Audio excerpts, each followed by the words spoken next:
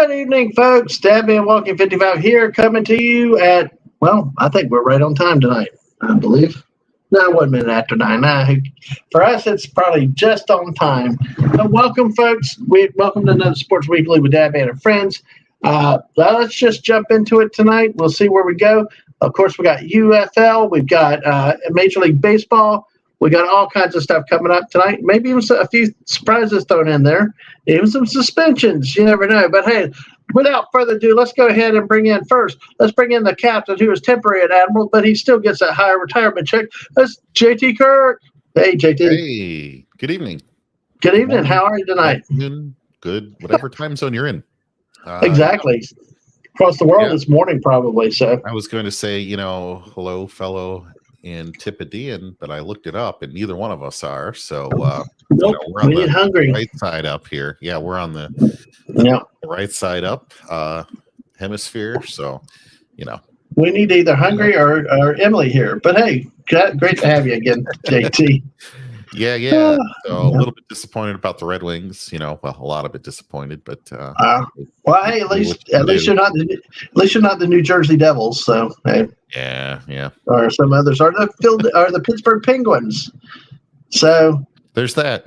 Yeah. Or you're not the St. Louis Cardinals. Speaking of that, let's bring in the other guy, the guy that has all the slides, the guy, the master PowerPointer of all PowerPointers is Whoopa Troopa. Hey, Whoopa. Hey, hello. How are you tonight? I'm good. I am so good. How are you? How have you been doing? I'm sleepy. I took good sleep the other day. I know. I think I want to take a nap too. And Wade's here. Hey, Wade. Hey, Wade. I know you can't stay, but hey, thank you for saying hi.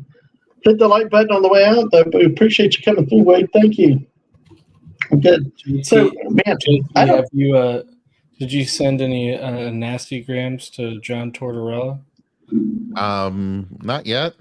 I generally don't like to leave a paper trail. I'll just leave it there.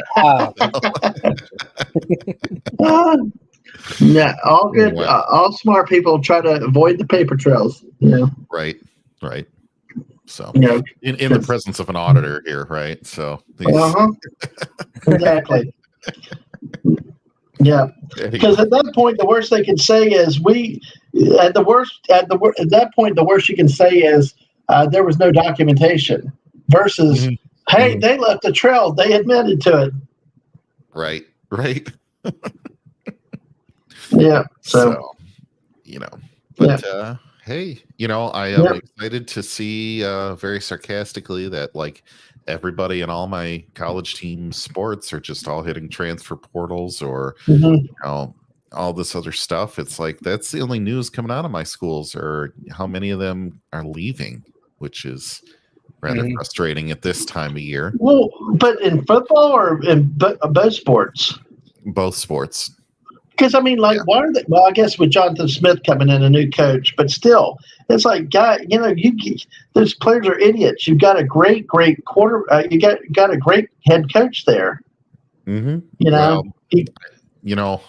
We only see it from 10 miles away what's going on. So, but you'd always like to think that people want to stick around for your team, and then when you don't, you take it a little bit personally sometimes. So, but maybe they knew they weren't going to get any play time. Maybe they,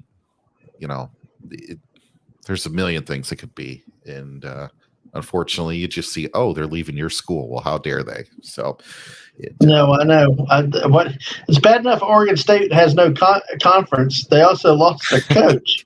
Yeah. So it could be worse. It could be that, right? You just lose your conference. Have y'all noticed? In some ways, is harder to bounce back from. I feel like, Have y'all noticed weird things with YouTube today? It's like it keeps saying the videos are not playing, chats disappear. It's like really, really, really, really bizarre. Yeah, it's been hitting people for like a week and a half now. I feel like a lot of people are saying things like that. I don't know if you've noticed it, but friends of this channel have definitely been making similar comments. So, because that's like there's been a lot of weird stuff. I feel like I've been noticing it everywhere, but definitely on YouTube. It seems like It's the weirdest thing. I'll get notifications about the most random stuff. Like, YouTube, why would you notify me of that? But then I don't get notified of like things that I actually want to watch. It doesn't make a lot of sense. I'll get I'll get the updates of people posting on their community tab, but I won't get their actual videos. Right. Gotcha. Right. All yeah, right. I have the same thing. So who knows? Yep. All right. Well, let's hit it. Shall we start with the UFL this week, guys? We got 3 people watching.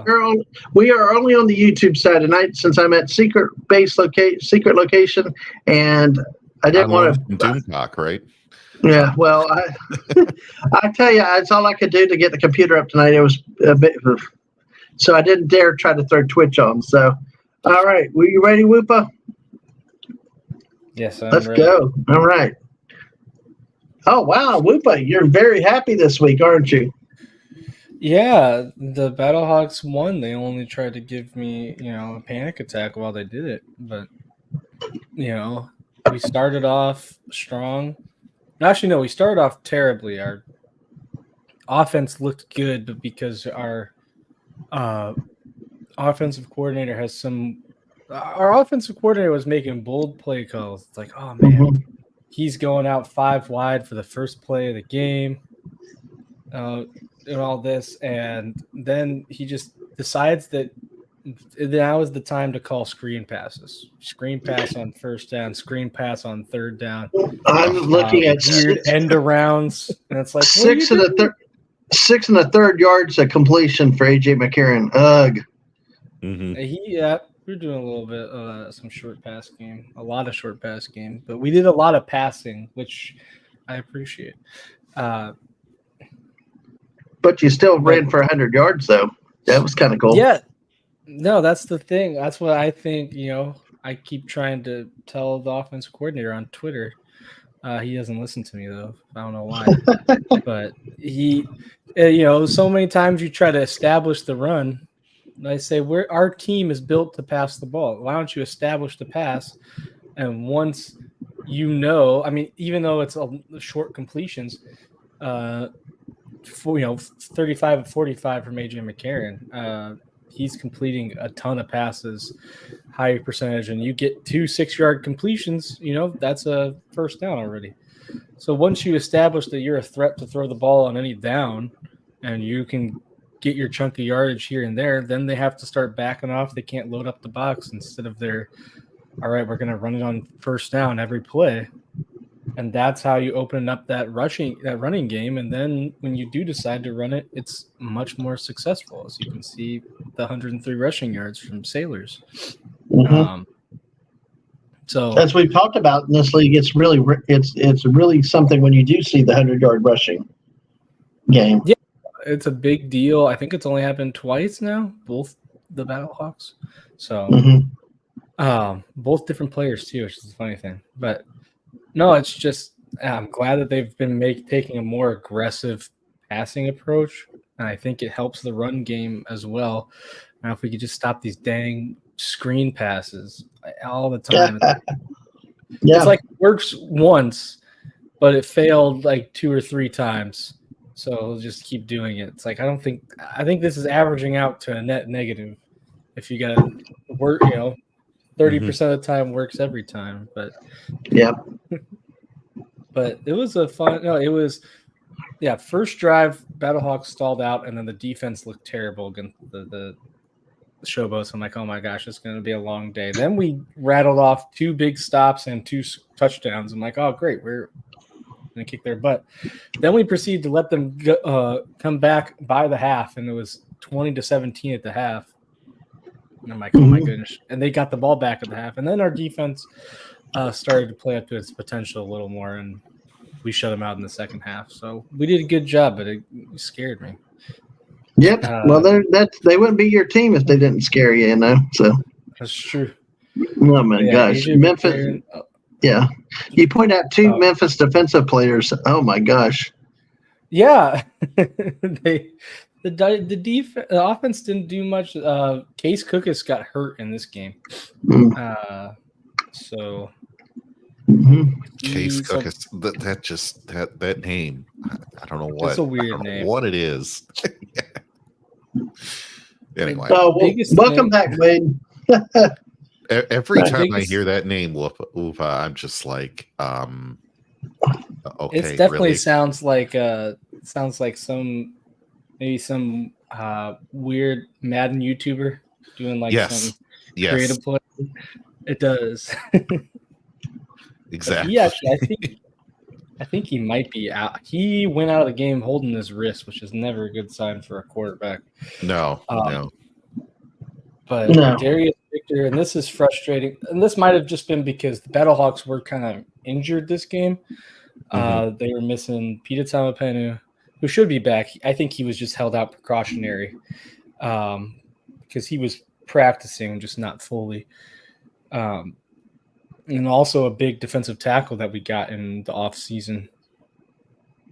So our run defense, Showboats had a pretty bad run offense, and Darius Victor got 58 yards on 11 rushes and a touchdown. For some reason, I guess they were behind a lot of the game, but they stopped running the ball. And given how bad we were doing against the run, I don't know why they stopped. I think they could have beat us all day there, but that's a bane of so many coaches. They refuse to stick with what works. They get pass happy when they should run. Or they keep running until they're 20 points behind. Ask the Gators head coach. We'll keep running the line. I can't even remember his name anymore. I buried it. Or they're doing that, and no one on their staff that they pay to help them tells them they're doing it too. The whole staff gets behind the same problem, Yeah. Anyway, the biggest thing with this game was Ja'Cour Pearson, XFL's leading receiver last year. He was hurt in preseason, I believe. He was in the dispersal draft. He was the second overall pick by the Battlehawks, and he came back this week. He was killing it. I thought he'd be on like a snap count or something, but he was out. He led the team in receiving yards and receptions. Got a pretty awesome touchdown. Wore some goofy glasses, but no, it was all together a good game for the Battlehawks. I just wish they spanned things out instead of making it to where by the second half I'm like, oh man, we're gonna blow this game. I wish they'd just start early, and then I could just coast the rest of it emotionally. 4-3. There you go. All right, yay, Whoopa. The other thing too on this game, real quick, 32 points is quite a bit in this league. People might just be tempted to look at this and say, oh, an NFL score right here, 32-17. Oh yeah, but no, this was a high scoring game. 32. I don't know if it's a season high for any team to score. I think in the league, it might be. If it's not, it's in the top three. I think there'd been a higher scoring game, but the whole thing was with the number of drives with the clock rules. That's to your point. Is it's not to have this many points. I mean, they have to score on like usually 8 to 10 drives a game, and that means you got to score probably on half your drives at least to get 32 points. So, yep. Right, which is a big accomplishment. Definitely. Efficiency, yes. That was the interesting thing about this game too, and it did slow down in the fourth, I believe, but or maybe the third. One of the quarters has slowed down, but the first, you're usually looking at 3 to 4 drives a quarter in this league because of the running clock. We had 6 drives in the first quarter overall, which is pretty unheard of. This was a fast-paced game. It was good, but that was definitely something you don't usually see. Usually it's still fast-paced, but it's fast-paced and the clock is ticking. So a 5-minute drive in the UFL is going to be a lot. I think if you got a 5-minute drive in the UFL, would be like probably close to a 3.5 minute drive in the NFL because of the clock rules. Gotcha. So it may seem longer, but it's still pretty similar, just different. Which I don't mind. I think it's cool, but it was definitely unique.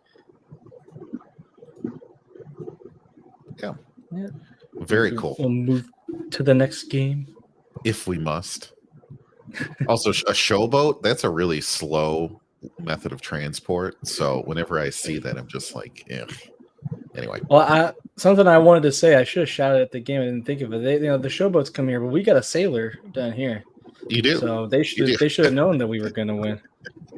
And it's a maize and blue color scheme, so I'm naturally opposed to it. Just, That's true. Just see it and my blood starts to boil, and I'm like, it doesn't even matter if it's the right league or the right, association. I get angry. So anyway. Yep. I gotcha. I understand. All right. This was the game we were looking forward to. This game.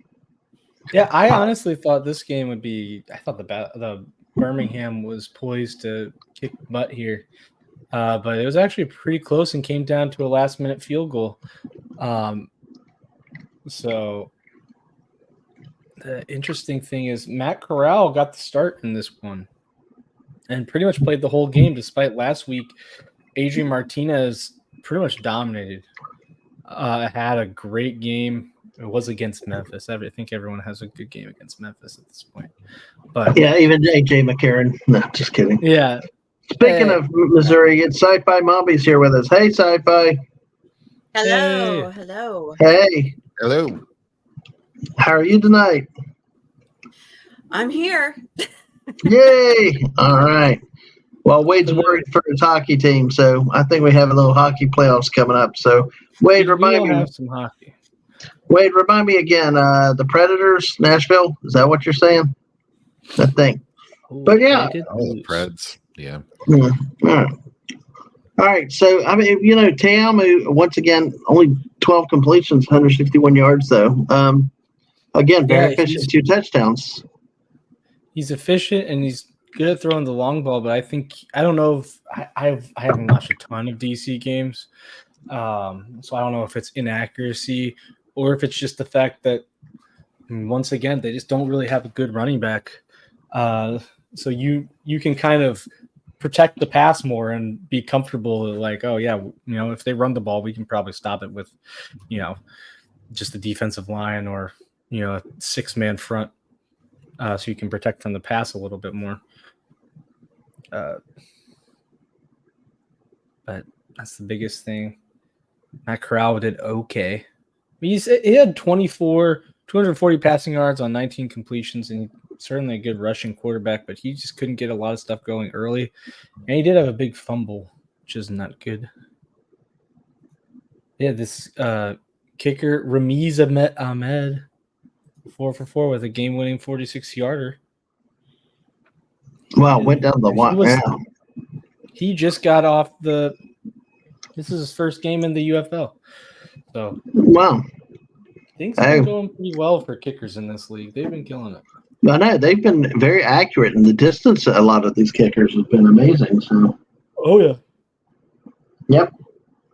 This was a much closer game. I mean, DC did come into it 2-1, but they barely beat the Renegades and barely beat Houston, which were both 0-3 going into this week. So I didn't seem like they were particularly very good, but they did give the Stallions a battle. One of the more interesting things is Birmingham, which I think had like 7 sacks last week and 6 sacks the week before. They didn't get a single sack on Teamu this week. I don't know if that's the offensive line or if that's Teamu. That's pretty impressive. Yeah, because I remember last week you had a nose tackle of all people having a lot of sacks, and had 2 defensive linemen, I think, with that. So multiple people. I know last week I think they had 3 people with 2 sacks, and the week before they had Taco Charlton had 3. Him just Taco, himself. yeah. Hey JT, I'm going to say, I'm going to take a little squirrel moment. JT, look, StreamYard says we have nobody watching. That's the thing. Yeah. Everything is on YouTube tonight is really, really freaked out. I mean, I can't. I messaged you in private. I got no notification of the show, and I confirmed I am subbed to get every notification, of course, from your channel because obvious reasons, right? And I saw somebody in Mrs. Chat now, and they said the same thing. They got notifications earlier today, but not tonight. But I went to click on my own stream, and it says something went wrong. Tap to retry. And you got to keep retapping it till you get lucky. It comes up. So, Sci-Fi, have you been seeing that too on your side? With Twitter? Well, no, on YouTube. Sci-Fi, I know you were live earlier. Did you see that too? No, I didn't see anything. See, I can't open any. Yeah. I was looking for it to share it out and everything, and of course, it didn't give me the notification for Mrs. earlier today either. Yeah. And I clicked on it to send it to me. Well, I was late setting it up tonight, but still the thing was like right now I click over at the Mrs. Something went wrong. Tap to retry. Tap to retry. And it's like, dadgummit, are you going to let us in? I mean, that's not even getting to my own stream. Jeez. So I didn't know if you noticed it when you were live either, but it's like all the numbers are way off crazy tonight. So, but hey, we're here with Whoopa Troopa, Sci-Fi Bombi, and JT Kirk. So we're going to have some fun talking UFL football. So Whoopa, what else we got here with this matchup? That was pretty good. This was kind of a weird game. It does look like one. So I didn't write it because I didn't know how to put it, but one of the DC touchdowns was literally, I think Teamu fumbled the ball and another EC player recovered it and took it in for a touchdown. And it was like a 30, 40-yard touchdown. It wasn't like it was like a goal line push and the right guys fell on it. Like he picked it up and carried it a while. You mean no Philadelphia Eagle crowd the line, push them in? Yeah, not like that. It was like a genuine, 30-something yard return on a botched play, essentially. So that works. But Birmingham now is the only remaining lossless team. So the next two, I mean, the XFL conference is much tighter with your Battlehawks and the Brahmas at one loss each, but that puts them significantly ahead of the Panthers, who are a 500 football team. So, I mean, they are running away with it with this kind of a win. I mean, how many more wins do you think? 6? And they've locked up first place in the conference already at that point. I think that they're going to – I know the big thing is I think conference record is the number one thing. Mm-hmm. So I don't know if that's true. But I think, like, if you had I think if you were, like, 8-2, but you were 4-2 in the conference, you'd be lower than, like, a team that was 7-3 but 6-0 in the conference. Mm-hmm. I'm not 100% sure on that. It's tough. I mean, there's only 4 games in the season yet, but 3 teams are under 500. So, And this was their closest. Win. They beat Michigan by only a touchdown, which was close. But the other 2, they were blowouts. It wasn't pretty. Mm-hmm. So they've been looking very good.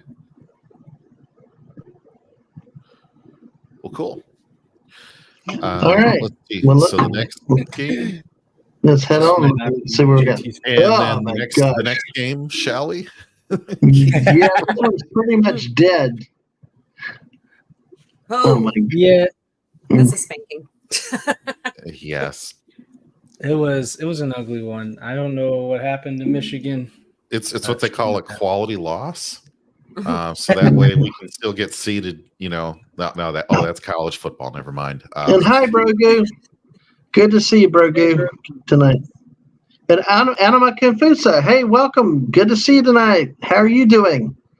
We might we might have more than just American football tonight. A lot of stuff we got on tap tonight, so we got to get through this one.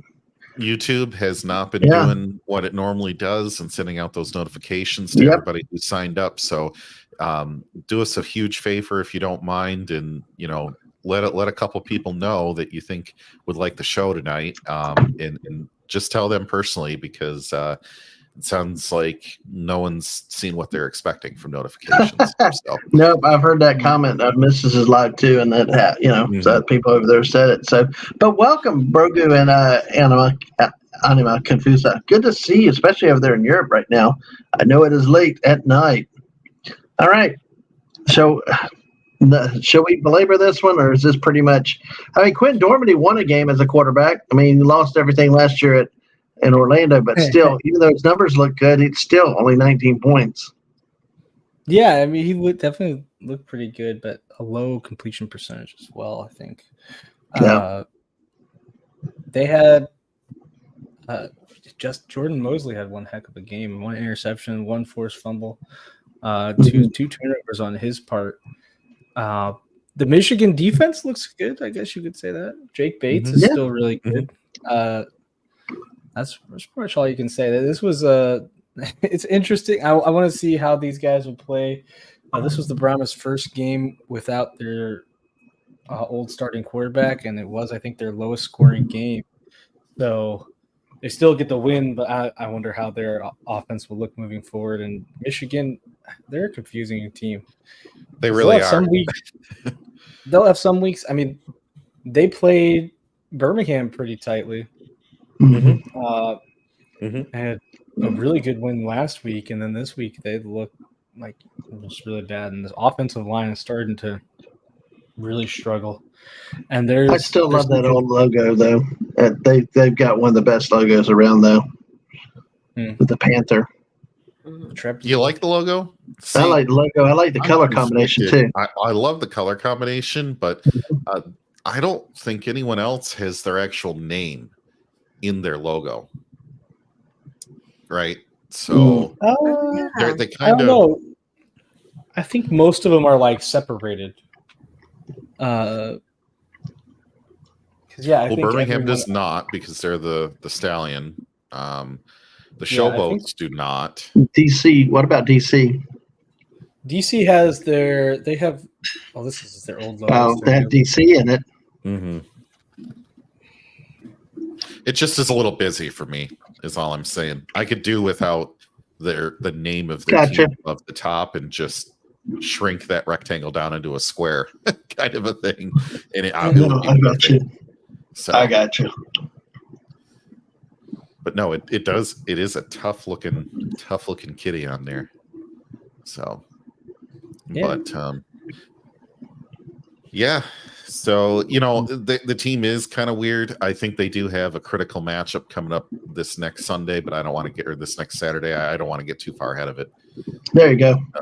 Yeah. Well, let's go ahead and look at the last game of the week then and see what happens. Since we'll put JT out of. Oh my God, this is even worse. This is even 2 points worse. But at least Houston got the first win of the season. Yeah, I was shocked. Houston really didn't look good all year. While the Renegades seemed good, but they looked lost in this one. Luis Perez played. He was starting to do really good, and then he played pretty badly in this game. 2 turnovers, 15 of 28, only 104 passing yards. Reed Sinnett looks good. He's kind of I feel like he's not great, but he's definitely better than what they had the first 2 games this season. 191 passing yards and a touchdown. Other than that, you really just have the defense. This is one of those games. It's like the defense has good stats, but was it really like a defensive struggle or just the offenses were bad? Failure to launch. Made it easy for him. Yeah. I might go with failure to launch, seeing as they're now 0-4.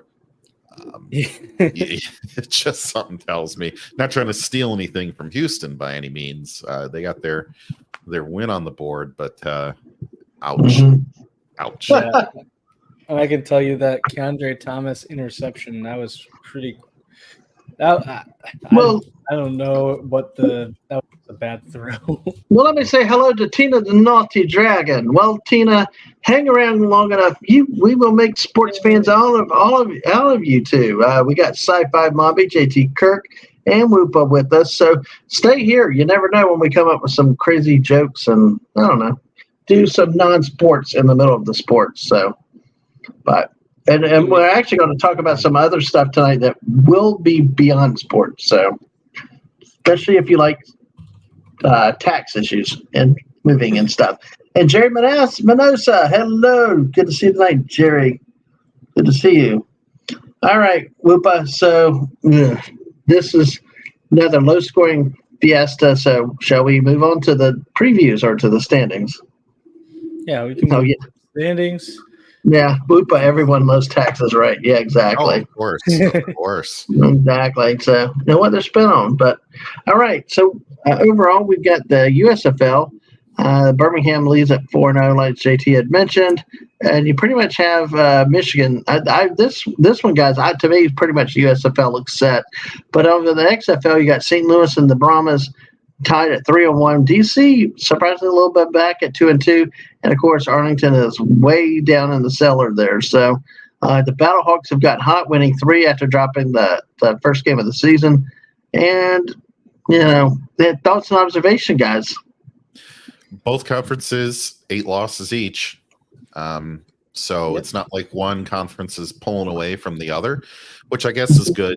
If you could break it down and play any other analytics you like on that, but it's generally good to see if you're doing some cross-conference play to see, okay, well, one side isn't racking up all the losses with like one team over 500. They both have some decent some decent distribution, some strong teams, some bottom dwellers, but overall, I like to see a balanced win-loss if you're starting to tally them up. Mm-hmm. So. Yeah, it's actually, if you look at cross-conference play, it's even 4-4. So it's been pretty good overall. Not like, at least last year for the XFL, where it seemed like one conference was a lot better than the other. Right. This is interesting. As far as standing go, it still is pretty early to tell. I mean, in a 10-game season, things can change quickly, and most of these guys are only separated by 1. But I would say, yeah, Birmingham looks pretty solidly entrenched there. And I'd say the Renegades at this point. If you lose to Houston to drop over 4, I don't see them coming back at any point. Nope. But then you have Michigan, Memphis, and Houston is going to be interesting. I still don't think Houston's that good, but they did get the win, and there's still plenty of time. Yeah, they are 1 game back. Michigan they beat Memphis already, so they've got the. Did they play Houston or I know they played Birmingham? I think did they play Memphis or Houston?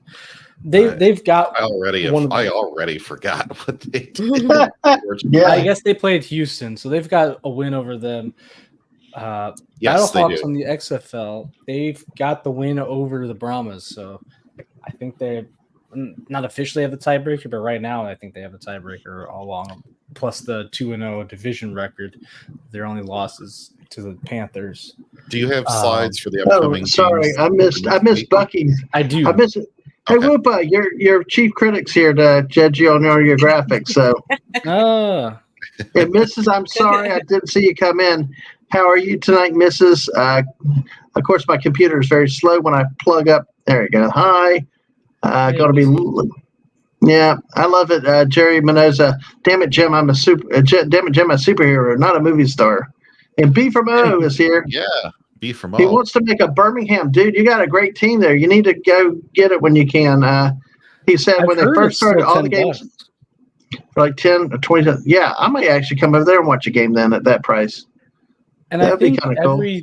Every place except for St. Louis, and even then, I mean, you can find. I think. By the way, I think we kind of got rated. I think we got rated by the missus who finished her build. I did not realize that until just now. Oh, nice. I was watching the YouTube side, but it's you can't. I'm having trouble seeing anything on the YouTube side, so I'm going to say forget that and just look at here what we got in here in the live active chat with Brogu, Anima Confusa, Brogu, Tina. He coming by Mrs. Bucky. Jerry Manosa, B from O. Thank you, guys. Feel free, hit the like button, subscribe, share out with everybody. You never know what happens. So tonight, all bets are off with everything, except for Whoopa Troopa's powerful presentation skills. Yeah, tonight, folks, YouTube, we're seeing some funniness going around. Maybe people aren't getting notifications they're expecting for the show. If you could do us a solid and just notify, a few people, we'd really Share it out. appreciate it. Yep. Yeah, because I think people live by the notification. And while we are on here Tuesdays at 9 Eastern, they wait for that notification. Then if you don't see it, you miss the show. So whatever you can do, we sincerely appreciate it. Yeah, it's a weird night. I mean, it was like a full moon even getting here. You should have seen the problems I had getting the computer going. Everything else.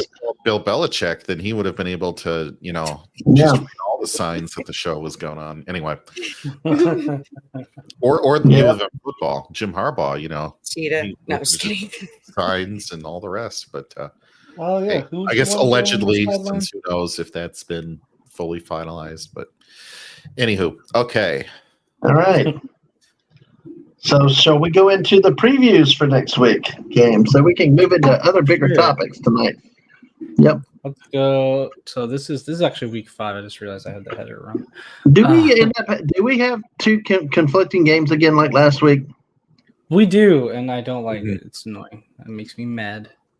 I don't get why they would do that, but it's not like they have so many games. They have to, put them on top of each other.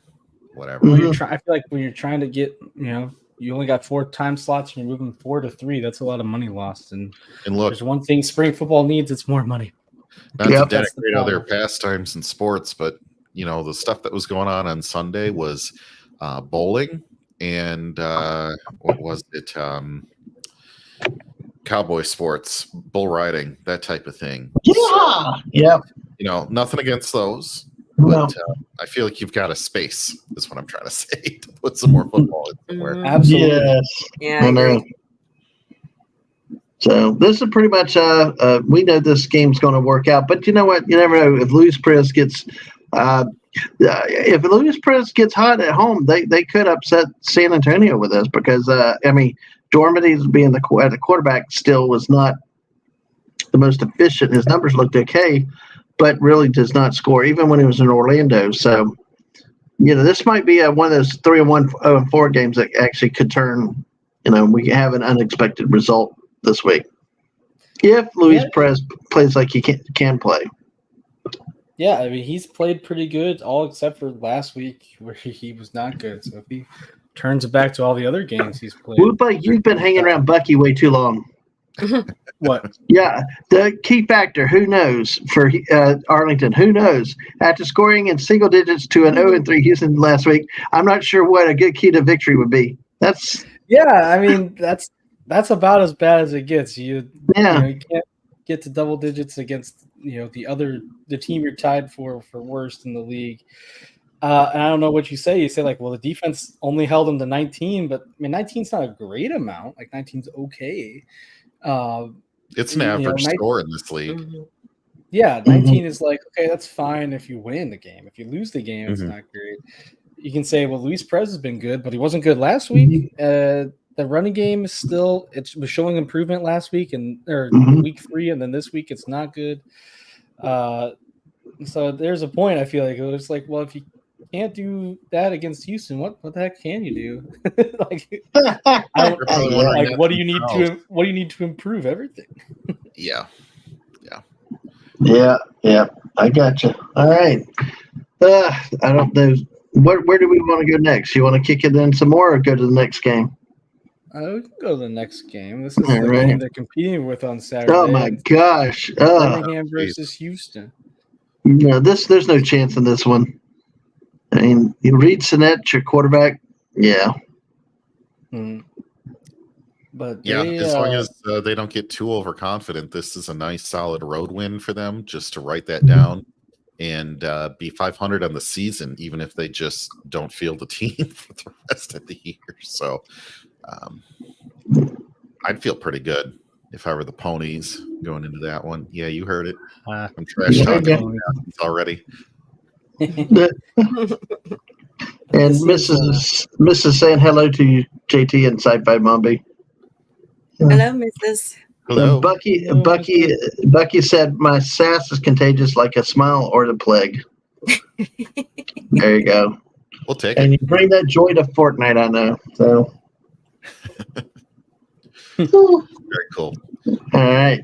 I mean, it's Birmingham is the only thing that's weird about Birmingham is they just refuse to commit to a quarterback.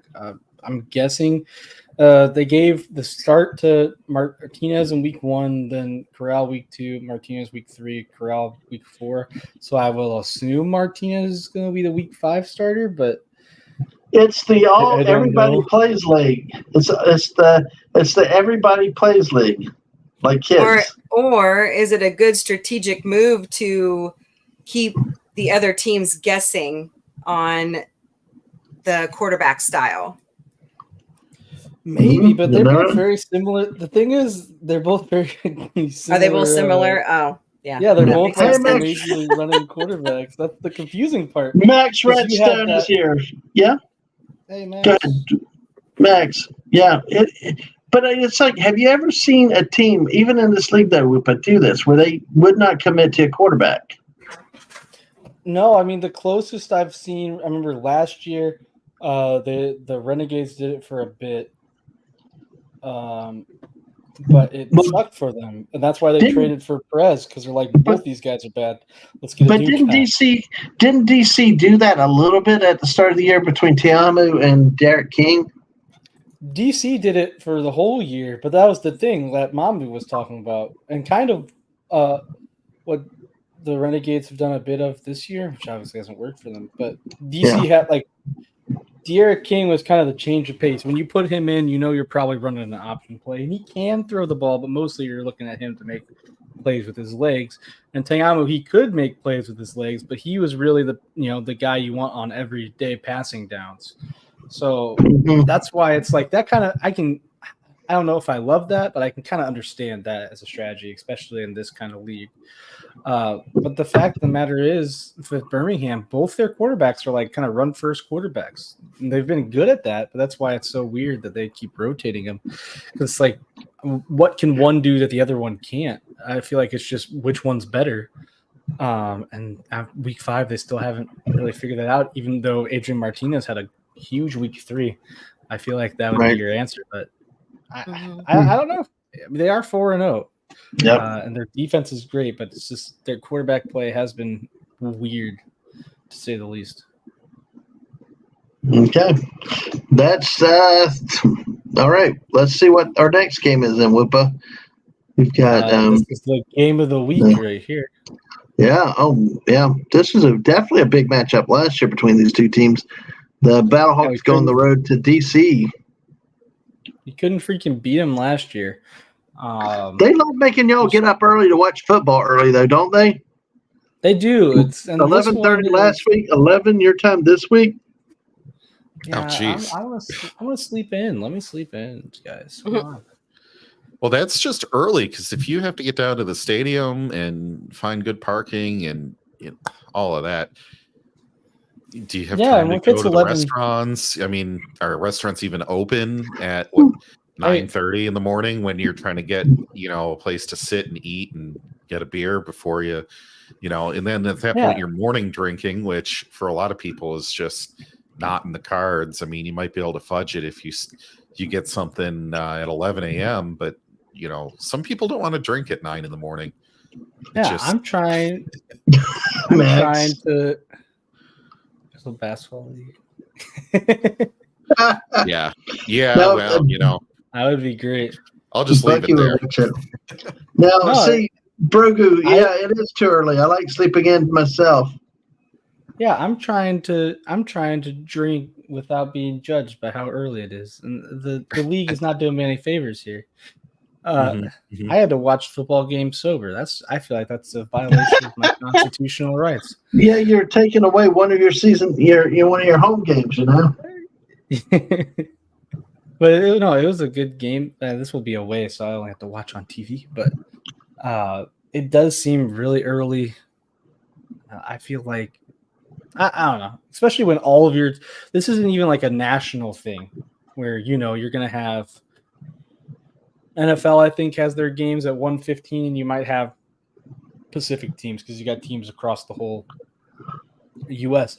This is you only have either Central Time Zone or Eastern Time Zone. Why not make start it at 1? It's still kind of early, but then it's like the home. No matter what team it is, it won't be any earlier than noon.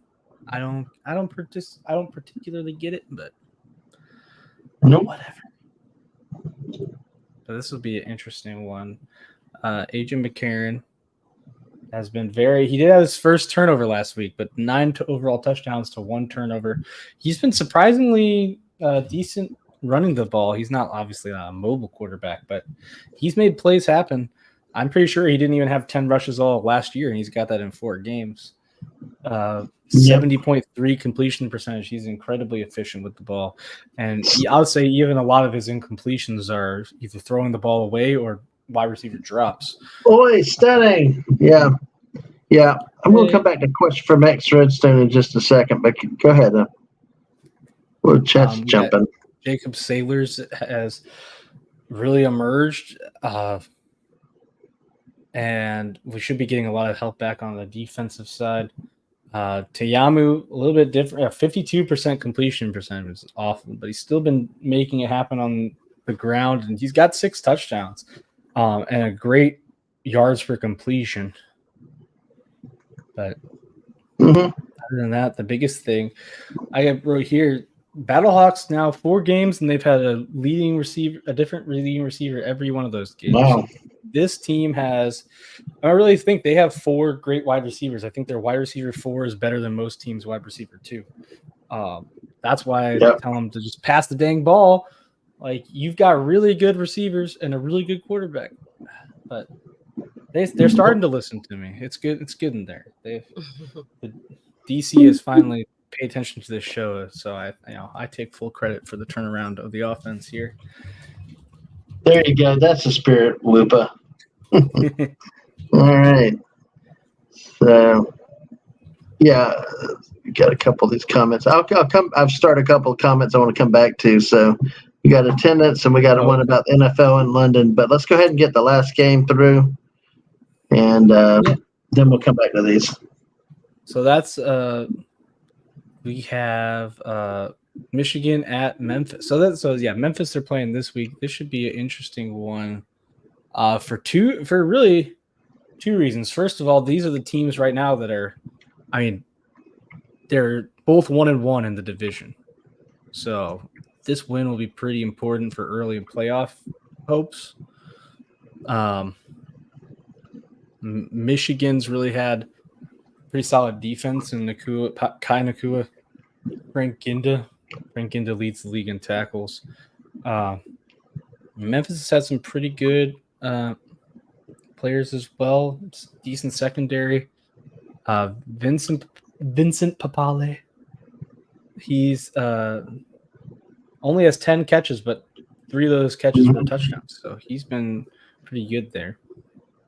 And the biggest question here is going to be quarterback. So EJ Perry left the game with the injury because his O-line hates him, I think.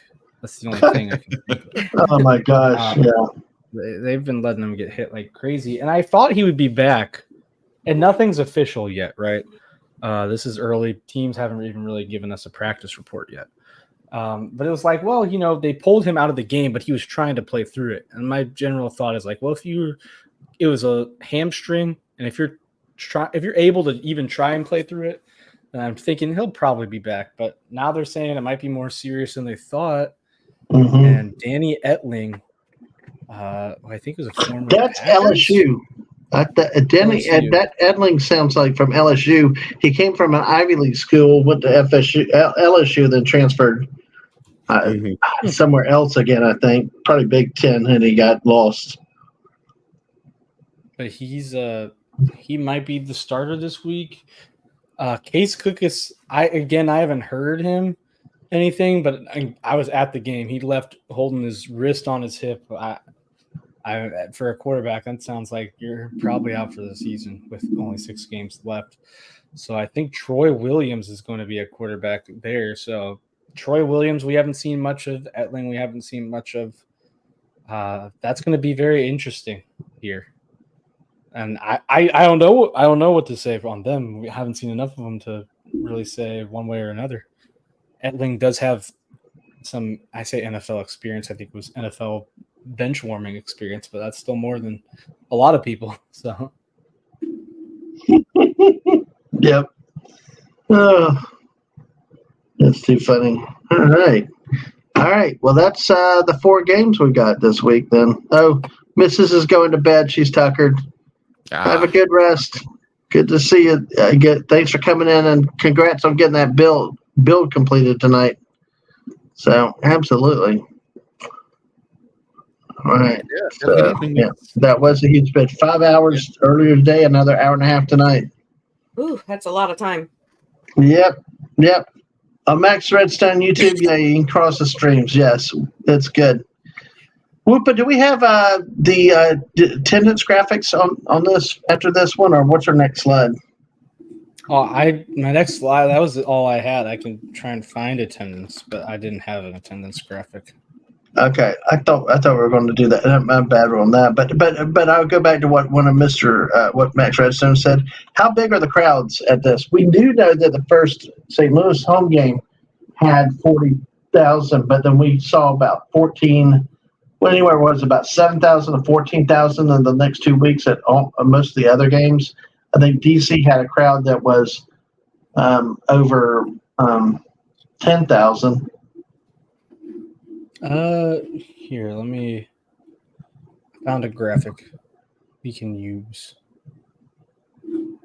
Okay. Sorry, I'm making sure I'm not doxing myself real quick.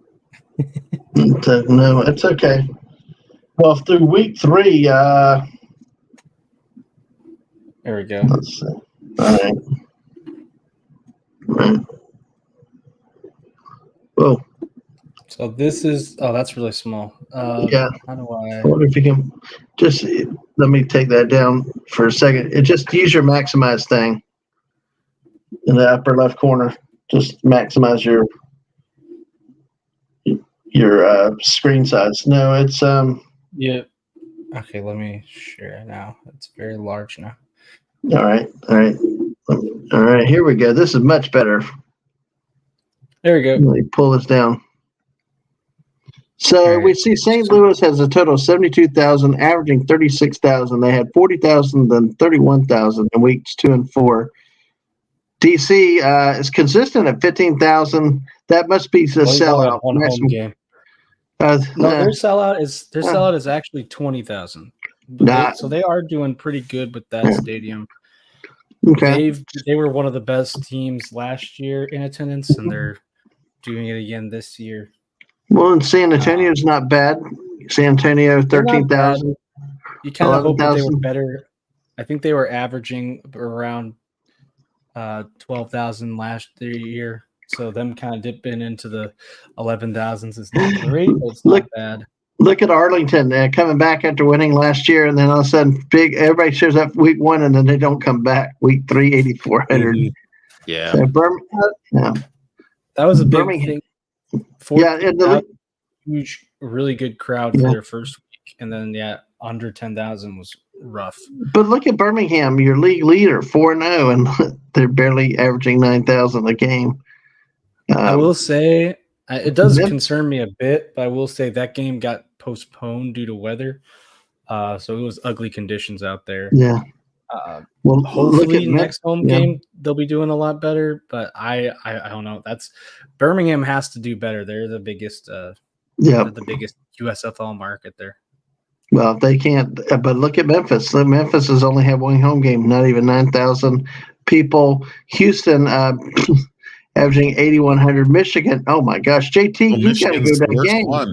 I know. If I show up with all my friends, we're gonna actually move the needle, and I'm not joking. Yep, you will, really. I don't have that many friends, so That's a nice, but that's a very nice graphic right there. But that goes to answer your question, Max Redstone. It looks like it's starting to struggle. The league does overall. I mean, you got St. Louis with a really good crowd, but I mean, San Antonio still. I'm sure that they need that to be better. DC only has the one home game, but still, you think that you're going to get more than 15,000 fans a game. But you look at where Memphis, Houston, Michigan are. I mean, it's a threat to the league for long-term viability. Yeah, you're looking at St. Louis and DC are solid. Those are two really good franchises for this. San Antonio, their week one was like they're doing fine, but I think this average currently is lower than what they were last year. Arlington is definitely lower, and the annoying thing was I think that week one would have been their best in last year, but they never dipped below 11,000. So going to 8,000 is a huge drop off. Birmingham, you hope it's better, but I guess you kind of hope that the weather was the big factor here. Right. They've still got 3 home games. If they can get back up to 12,000 next game, that'll be a very good sign. Memphis has to do better. Houston, I don't know what happened to Houston. They were pretty good in the XFL last year, and this year they've been bad, and Michigan is woof. So I don't know. I can tell you that the TV even though the attendance overall is down from, we didn't have the USFL numbers, but this overall attendance is down from the XFL attendance, which is not great. But the TV ratings so far are better. I think from what I remember, the average TV viewership for the XFL and the USFL was about 600,000 a game. And this year, NFL has only had, or the UFL has only had one game that was under 600,000 viewers, and that was on Fox Sports 1. So that's why. Yep. No, it all depends on what network you're on. It really, really does. So, Max, that's where the crowds are. I mean, it really, really is, and it's going to be interesting to keep watching that. That's a nice graphic for everybody. Oh my gosh, look, Bucky's giving away kids now. If anyone wants a free 2-year-old, I got a really cute one that loves cars, beep beeps, and hates going to bed. Did you name him Whoopa Troopa? Just asking Sam.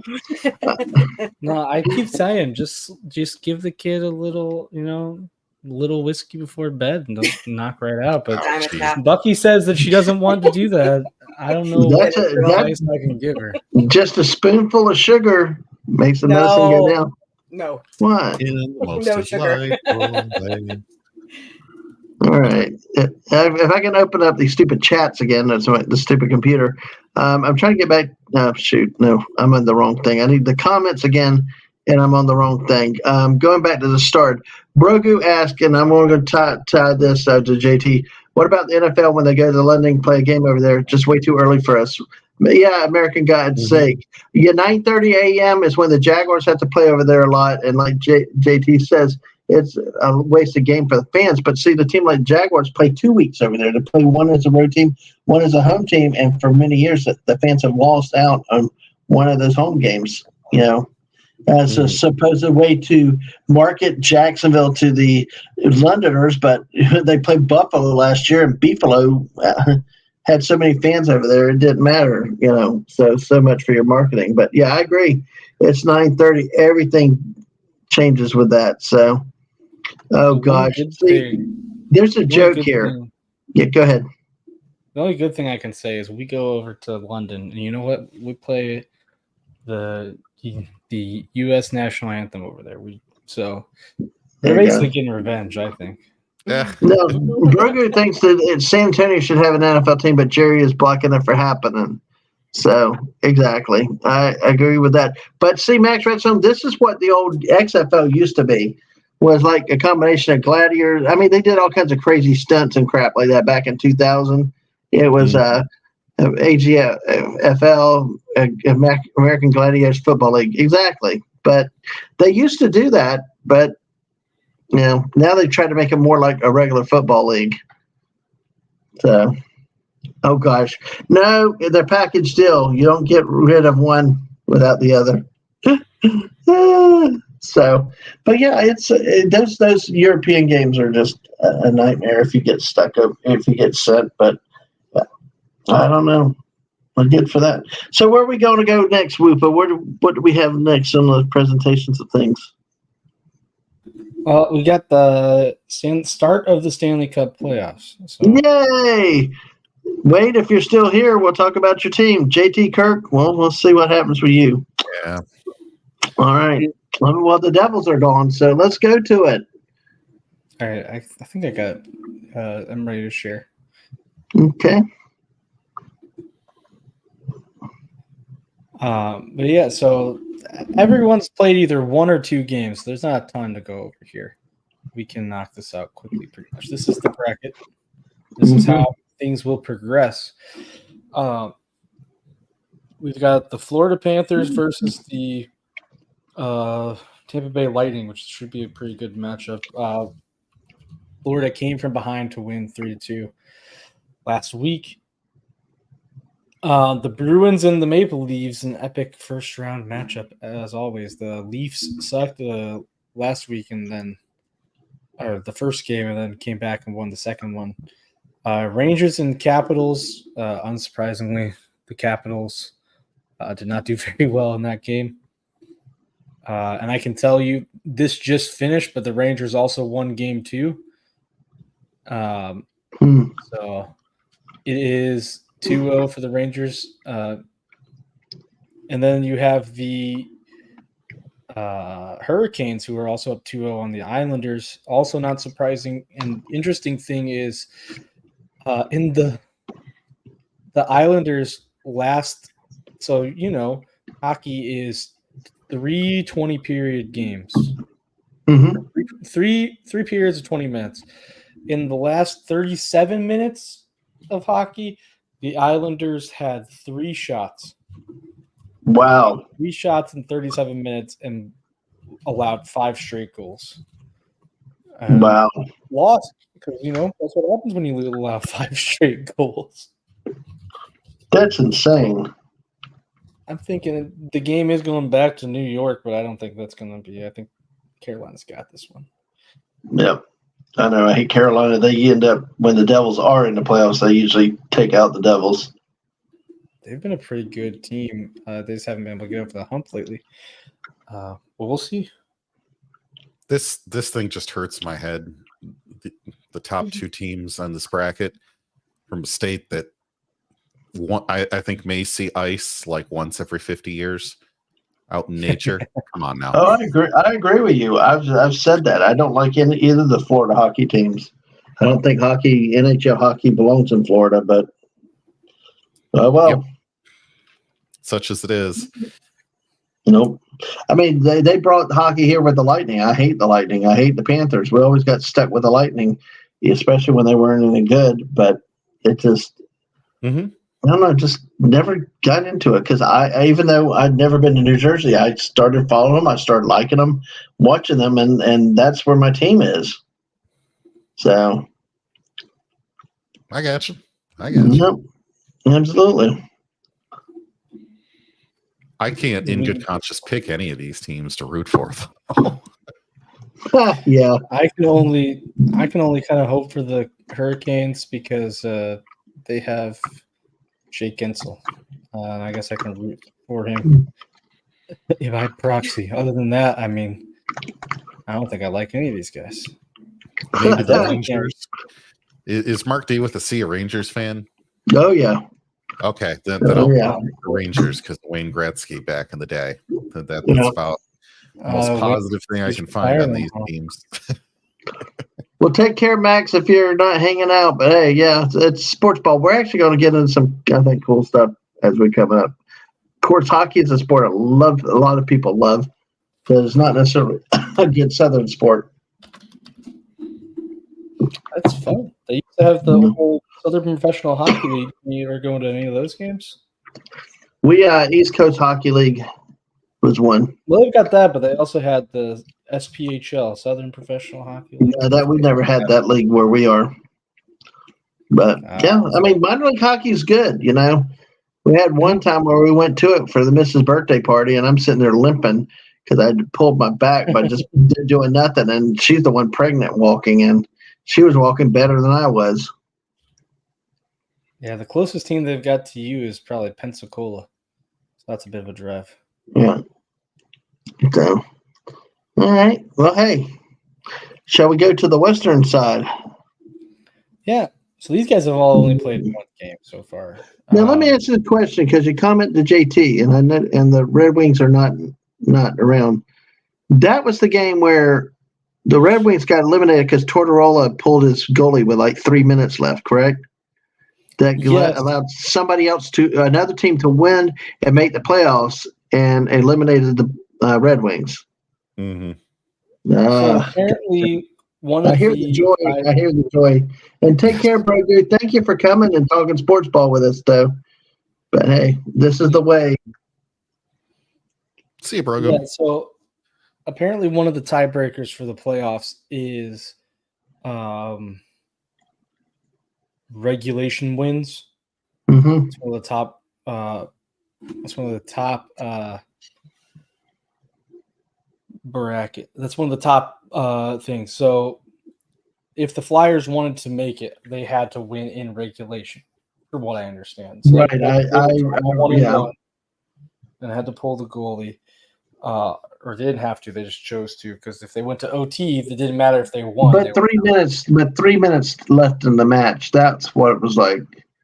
Really? I mean, they scored the goal with 3 minutes left. Mm-hmm. They were getting, I think, just a little desperate. As less time goes on, you have less time to score. So I guess they just. Mm-hmm. But yeah, so that changed it. That's what got the Capitals into the playoffs because once they had all the tiebreakers, so if they won, they were in. It was the Penguins who had to win to get in, and the Red Wings. They needed other people to lose. So, yeah, for this one, had a lot of good games. Oilers pretty much spanked the Kings. Canucks beat the Predators. Predators are the first wild card team, but they did not. If Wade's still watching, they didn't look the best. There's still plenty of hockey left. Yeah. The Jets had the Jets had a pretty big come from behind victory, but it was more neck and neck. It was going back and forth. Jets won 7-6, which, by the way, if you're wondering, this now means that in the last, I believe, 13 years, the Winnipeg Jets have scored 7 points in a playoff game twice, while the New York Jets have scored 0 times in the playoffs, 7 points. So, okay, nice statistical analysis right there. Yes. Yeah. And then the enemy of the league, the Vegas Golden Knights, beating out the top team in the West, the Stars, 4-3. Kind of controversial. They had a wait, Whoopa, I gotta cut you off. Bucky said her son immediately stole the headphones, so he's gonna be listening. He doesn't repeat words yet, so don't worry. So now it's time to do subliminal messages to the little one. Get the cookies. Gotta train him right. Cookies. Lord Tube starts good. Hit the super chat button. Yay, there you go. Super chat. Mommy, credit card. Take mommy's credit card. Oh gosh, folks, y'all are fun. All right, I ain't even allowed there. Oh. All right, so we'll talk more hockey next week too. See how these advance because that's the one thing with playoff this time of year. Unless it's a 4-0 sweep or 3 out of 5, one of those best out of 5. Usually the series will go a week. We'll come back to it next week. Yeah. So many times. Yeah. And it's so funny that I there's somebody I see out on Twitter that's really defending the Vegas Knights, and going after everybody that complains. But the thing is, Vegas has been built. They did have an advantage that nobody else got. With the way they were allowed to build up their team so quickly, so suddenly. The biggest thing with them is recently they had a guy, Mark Stone, their captain. He came off of the injured reserve, the long-term injured reserve, conveniently just in time, ready for week 1 of the playoffs. And the thing is, for whatever reason, the NHL cap doesn't matter in the playoffs. So you can be over the cap, which they are right now, essentially. Mm-hmm. And but when you use the long-term injury reserve, it takes that money off of your cap. So they can trade for other players, but they traded for 2 more players with that money. And then, so they got that money, and then Mark Stone comes back, and they can just have all 3 of these guys, despite the fact that they're over the cap. And that is a big frustration point. Yeah. Because 2 of the 3, the 2 players that they scored, Mark Stone and the 2 players they got in the trade, all scored in this game, or got like a point. Some of them, I think, just got an assist. And they win this by 1, and it's kind of it's understandable that they're kind of, it's legal. They're doing it. The league allows it, and other teams have done it, but they've been doing it the most, really. And it's very. Well, that's the thing. If it's legal, I mean. I know. To me, at some point, it violates the spirit of the law and things like that.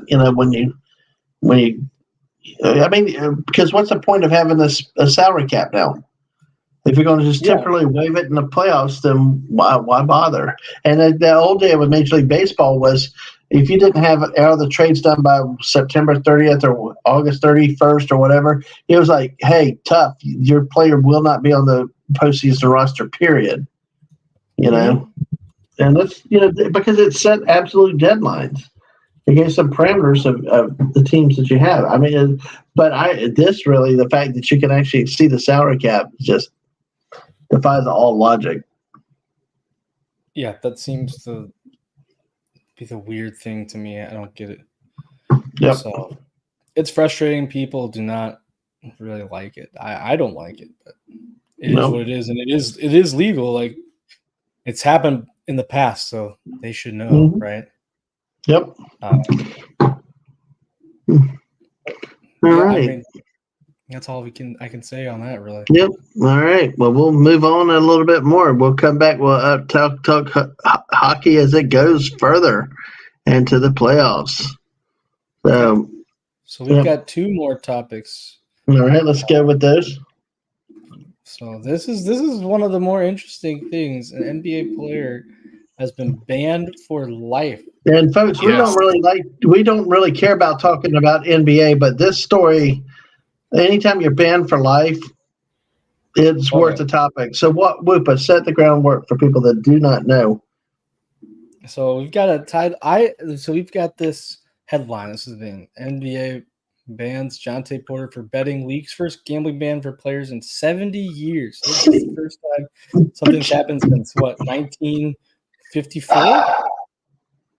Wow. Of course, we know about the Black Sox scandal over in Major League Baseball. Of course, always also Pete Rose in the late 80s with the commissioner Bart Giamatti and stuff like that.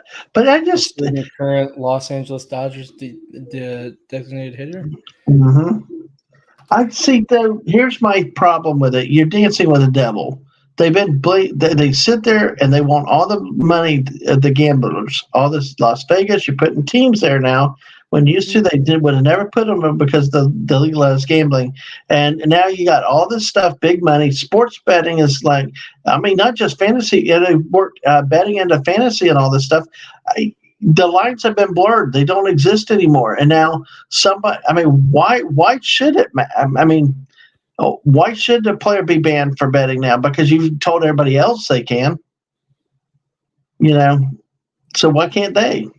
Whether they bet for or against themselves. Yeah, the blurring the lines is definitely. You can see it's causing some problems. It's been causing problems. So. Mm-hmm. Yeah, I mean, because the whole thing is, why not let the players then bet or gamble? I mean, why should they be different than any other citizen? Or even, quote, not on your own team. I'm okay if you can do something like that where they can bet, but just not on their own team, then, because why couldn't somebody? I mean, like if Pete Rose, the whole thing is, as long as you're not betting on your own team or against your own team, why should you? I mean, why can't you gamble? I mean, why couldn't you bet that your team will win? If anything, play harder, But Yeah, I don't know. How do y'all? Yeah, but how do you feel, Whoopa, JT, Mombi? I mean, how do y'all feel like with this the how much gambling has really taken over professional sports, and really it's becoming an issue in college sports too. I agree. I mean, you pretty much opened Pandora's box, so you might as well remove the rules of the league. I mean, even with Disney wanting to step in and do what they want to do with sports betting and gambling and all that stuff, I mean, it just seems ridiculous to me. Mm-hmm. Yep. JT, what are your thoughts with it? Oh, I've always hated gambling in sports, but I know it's probably always going to happen. It's probably happened in the caveman days, so you're always going to have to contend with it. But when you start pivoting towards moving every single league having at least one team in Las Vegas, I mean, what do you expect is going to happen, right? Yep. I don't think this player in particular really had any great play time. I mean, this was honestly, I don't follow the NBA, but this is the first I'd ever heard of Jonte Porter. What I will say, though. Who did he play for? Oh, gosh. Toronto. Yeah, thank you. He was a former Mizzou basketball player. The only reason I really know him is A, because of that, and B, because his brother was good. Michael Porter Jr. is good. Yeah. Oh, yeah, I know the Michael. Yeah, I know the Michael name. Yeah. Now, here's the other thing about the NBA. They have some very, very expensive contracts, but just like the other leagues, not everybody makes LeBron kind of money. Not everybody makes Mahomes kind of money. These big stars make the big contracts, but not everybody else does. And if you look, and we covered college basketball. Well, the thing with the NBA, it's not this comparable NCAA men's football to the NFL pipeline. You have a lot of other routes. You've got G League stuff. I mean, how many players do you see from around the world that never played college basketball? Kind of a setup where you could look at college basketball and like none of the guys in that tournament, what percentage of them are going to actually go to the NBA? It's quite small. The rosters are quite small in the NBA compared to other leagues like the NFL or even the NHL.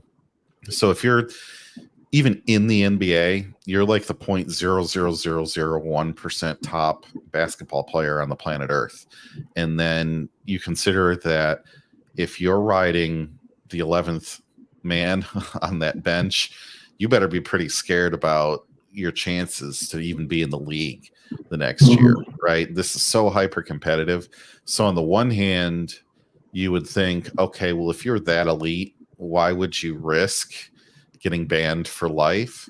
But part of it too is I think that there's a lifestyle, and if you're not making that top money, and you don't have a good financial person to help you, if you're not good with it on your own and you're just trying to live that lifestyle, you might be coming up short the day after payday.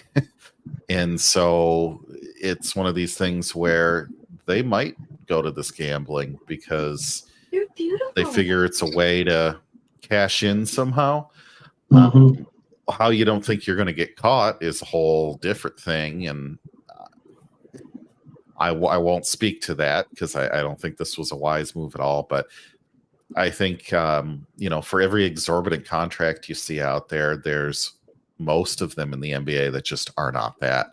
So do I really blame him at the end of the day? Well, yeah, he made his own choices on this, but I can also see it from the other side where maybe he just wasn't making what he needed and got in a desperate way. Look, a lot of professional athletes end up completely broke less than 5 years after they leave their league.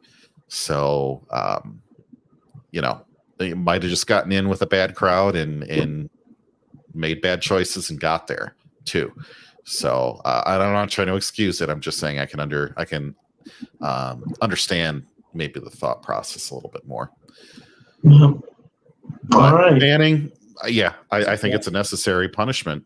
I mean, maybe if anyone would like to disagree with me on this, but I think banning is a perfectly level-headed, appropriate punishment. If LeBron was doing it, they're not going to ban his ass. Right. You know? That's the problem. That's the problem right there. It's a bunch of hypocrisy because if LeBron did it, he would not be banned like that. Like you said, that's the hypocrisy. Mm-hmm. The other thing is they stick these players out there, expecting them to not be like any other person that wants to. I mean, people enjoy where it's legal. I mean, they enjoy betting or this, that, and the other, and stuff like that. And why shouldn't you be able to? If as long as you're not betting against yourself, I mean, hell, I mean, why couldn't you? I mean, why couldn't you bet on yourself that your team will win and win by certain margins and stuff like that? As long as you're not trying to throw points and stuff like that, and I know that's where all the complications get into it. But even if you did have players that did not bet on their own teams, they've set the standard. I mean, teams in Las Vegas, fantasy sports involve money too. Everything, we on our channel don't use the spreads. We just pick straight up winners and losers. But how many people actually rely on those betting lines to even pick these games? So, hey, Bucky, that's okay. Thanks for coming and hanging in. Just remember, when he says cookie and mom's credit card, give it to him, okay? Yep. Mm-hmm. It's not just Bucky's 2-year-old that's being a PETA. Birthday girl. Hey, birthday girl. Hey, kitty. Hey, kitty. Yep. And a mother. Uh-huh. And a sneaky bear. Yep. So this is all right. Yep. They have a statement from the league. Okay. I will try to speed through some of this just because I didn't know how to summarize this. This is wild. But they have here, the NBA announced today that Jonte Porter, a two-way player recently under contract with the Toronto Raptors, was banned from the NBA. A league investigation found that Porter violated league rules, disclosing confidential information to sports bettors, limiting his own participation in one or more games for betting purposes, and betting on NBA games. Mm. The league's investigation found that prior to the Raptors' March 20th game, Porter disclosed confidential information about his own health status to an individual he knew to be an NBA bettor. Another individual with whom Porter associated and knew to be an NBA bettor subsequently placed an $80,000 parlay proposition bet with an online sportsbook to win $1.1 million, wagering that Porter would underperform in the March 20th game. So basically, I guess he took, in order to get that, he took the under on everything that Porter did. And see, that's the problem where it crosses the line. He did affect the way he played. He affected the game. And that's where you can't have it in it. But I still submit the way they've gotten in bed with the gamblers for all the money. Because you got crazy ticket prices now. Everything else, people can't afford to go to the games because there's so much money in, and then not just the casinos. Like in college, the direct sport organizations, the booster foundations. Well, in the NBA, now they got the gamblers, and they got all kinds of other stuff pumping money in there. That actually, of course, you're going to have stuff like this happen. And comes out the personal sense of ethics, whether people are going to get into it or not. But so much money involved. I mean, if you can make a couple million, then you set yourself for life. I mean, some people may not care about a lifetime ban. Sorry, Whoop. I just thought with that when you said that. Yeah, but it was saying that March 20th game, he only played 3 minutes and sat out, claiming he was ill. So Yep. That's definitely manipulating. This is one of the more interesting things I found. It said, addition from January through March 2024 while traveling with the Raptors or Raptors 905, which is their G League team. Porter placed at least 13 bets on NBA games using an associate's online betting account. These bets range in size from $15 to $22,000 for a total of $54,000 essentially. Total payout from these bets was $76,059, resulting in net winnings of $21,964. Oh, jeez, that's not even very much. Yeah, that's what he ran for life for that little amount of profit. I mean, it's not small change, but at the same time, It's not small change, but it's kind of the thought of, I think minimum salary for the MVA is about $1 million. And secondly, I mean, even with us, I think we could all want, $22,000 more dollars, but $22,000 more dollars doesn't drastically change your lifestyle. You can pay some extra bills, you can invest some, you can do whatever, but you're not retiring. You're not buying that new house because you got $20,000. You're not even buying a new car for that. Yeah, so it's not like it's nice to have anything, but it's not life changing stuff. But speaking of nice new cars, hey, Miss Martin Muses, hello. How are you tonight? Good to see you with the wave and the rose. All right. Hello. So exactly. And he didn't even double his money. So nope. Yeah, I mean, this is if you're gonna do something stupid, make sure it's makes financial sense. Get your big cleanup paycheck and not have to come back. He was trying to do in March, but he got that. I mean, 80,000 to win $1 million. I mean, that's a nice amount of money. Yeah, but kind of made it a little obvious. Like, why did the guy who sat out because he said he was sick? Well, why did he suddenly have a $1 million parlay on him? But yep, that's the interesting thing. Even with I don't know if you remember Kayshawn. Look at this. She actually does have a new car. Also awesome. Oh. Yes, awesome. And I'm actually hoping that we're able to do some more history coming up with Miss Martin Muses over on her channel. So, Oh, that's good, Teresa. I hope you're having a great night tonight, and all the best to you and yours there. Yeah, it's just still. I think this is where it gets complicated. Is that just you can't legislate morality, and I tell you that you have a little bit of gambling and you give them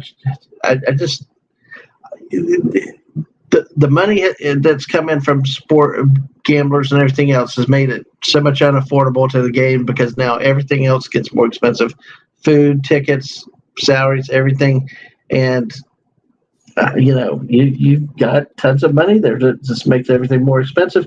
And then these players are expected not to participate in it. You're asking them to not go in when a lot of people do like betting casually or gambling, but we see why that is a bad idea here. All right. Yeah. Any other points on this one that you wanted to bring up, Whoopa? No, that's it. I just wanted to read because it was kind of it's like, man, this is hard to summarize. It's this crazy. I know. I agree. All right. Well, where are we going now with the next area? Because you had a second thing, and this is where we get into our relocation stuff. Yes, that's yes. Right. All right. So we've got Kansas City. I've got a couple of things, just a bunch of random articles I have here. Okay.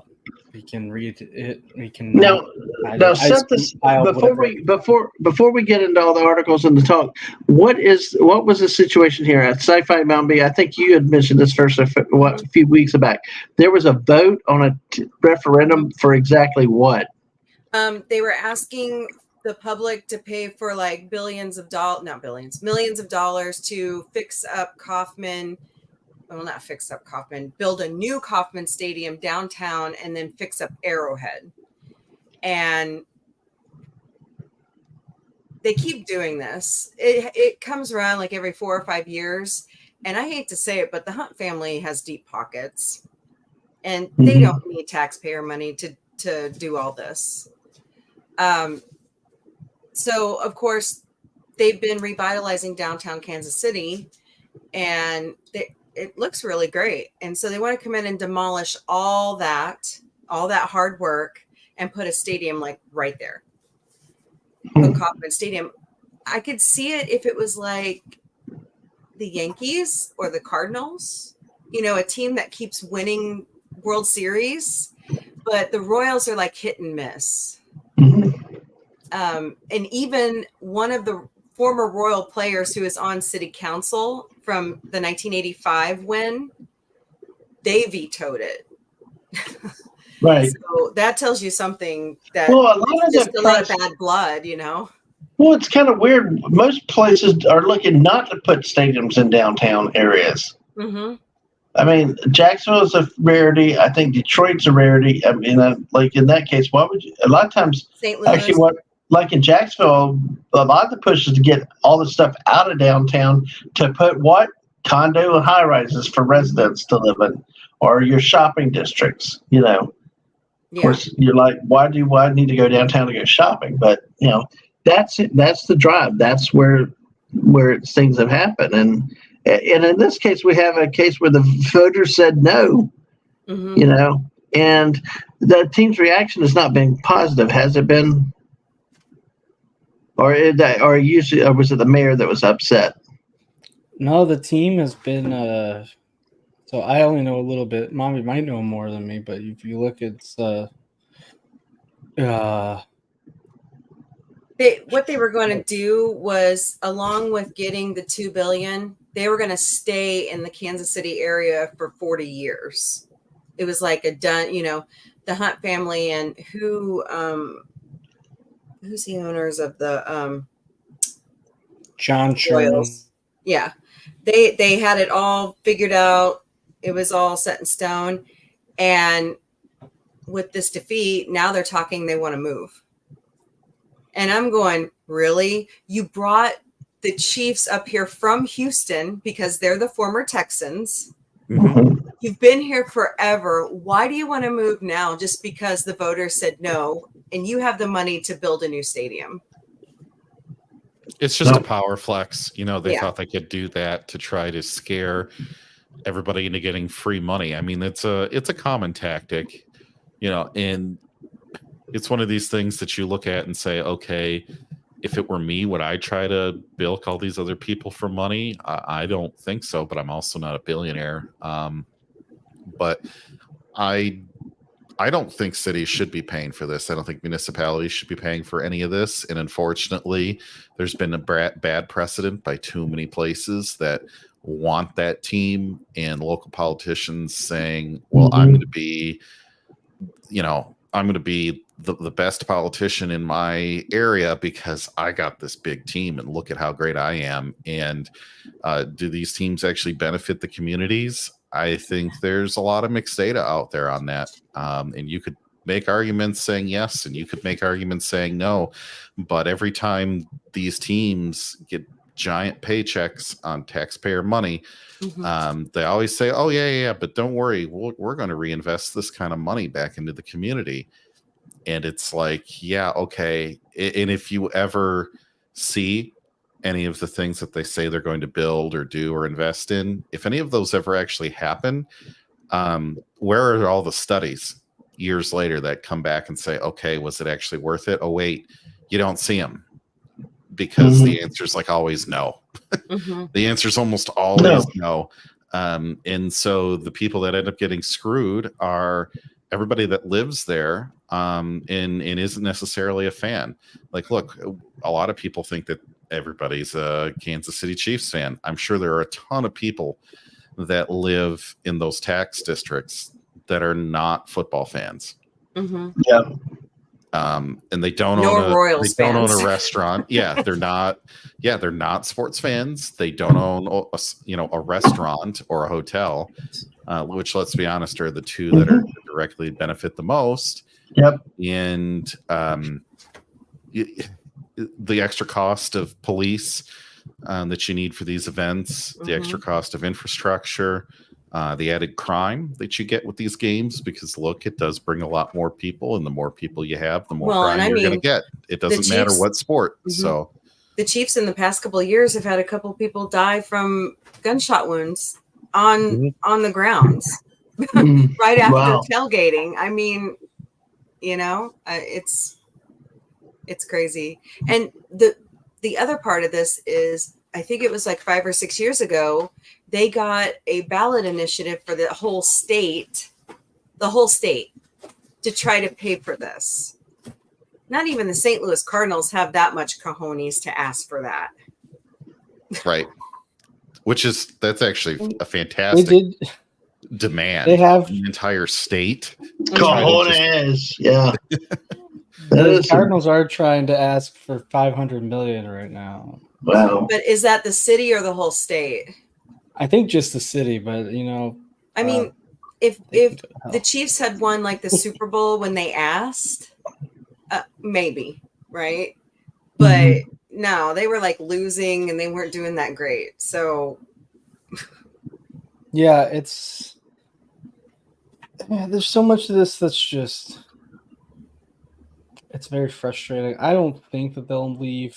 I think that would be a huge bad move for them. But and they have to also get league approval to move and stuff like that too, because they're not just going to let you move just for whatever. But it's you just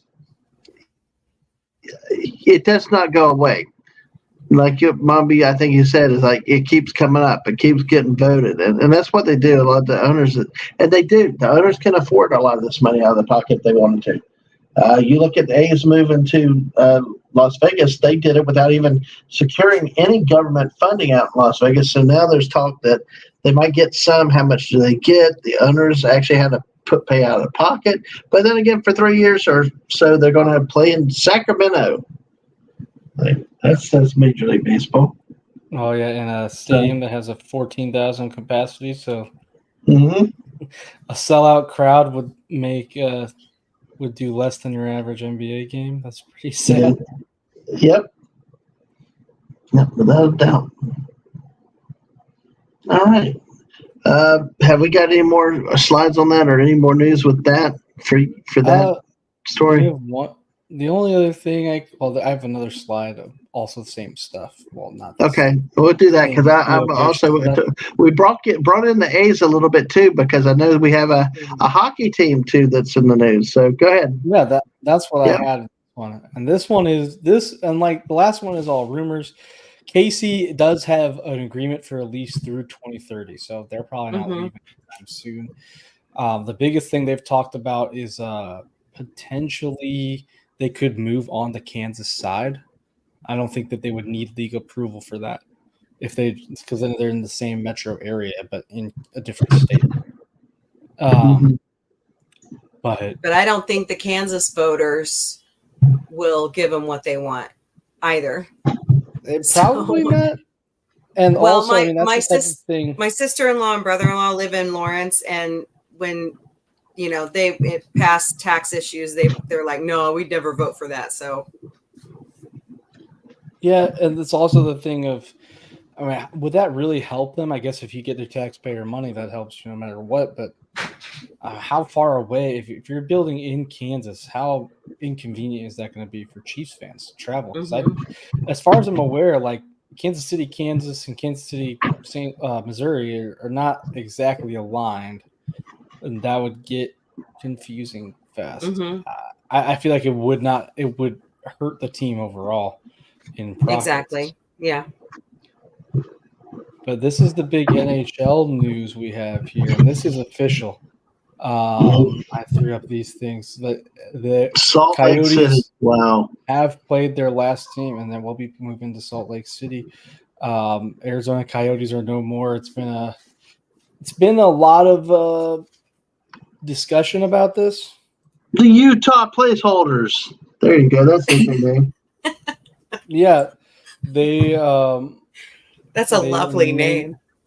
They may not have an official name in their first year. They said we want to get it right, so we might have the Utah hockey team, like the Washington football team.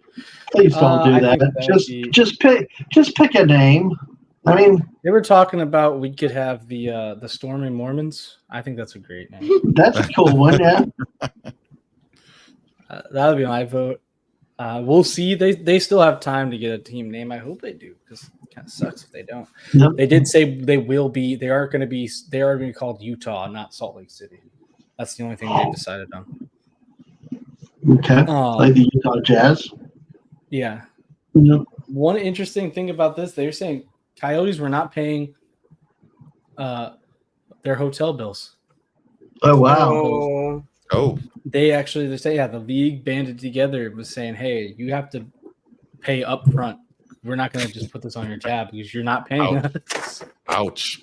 This is rough for a professional team. Yes, it is.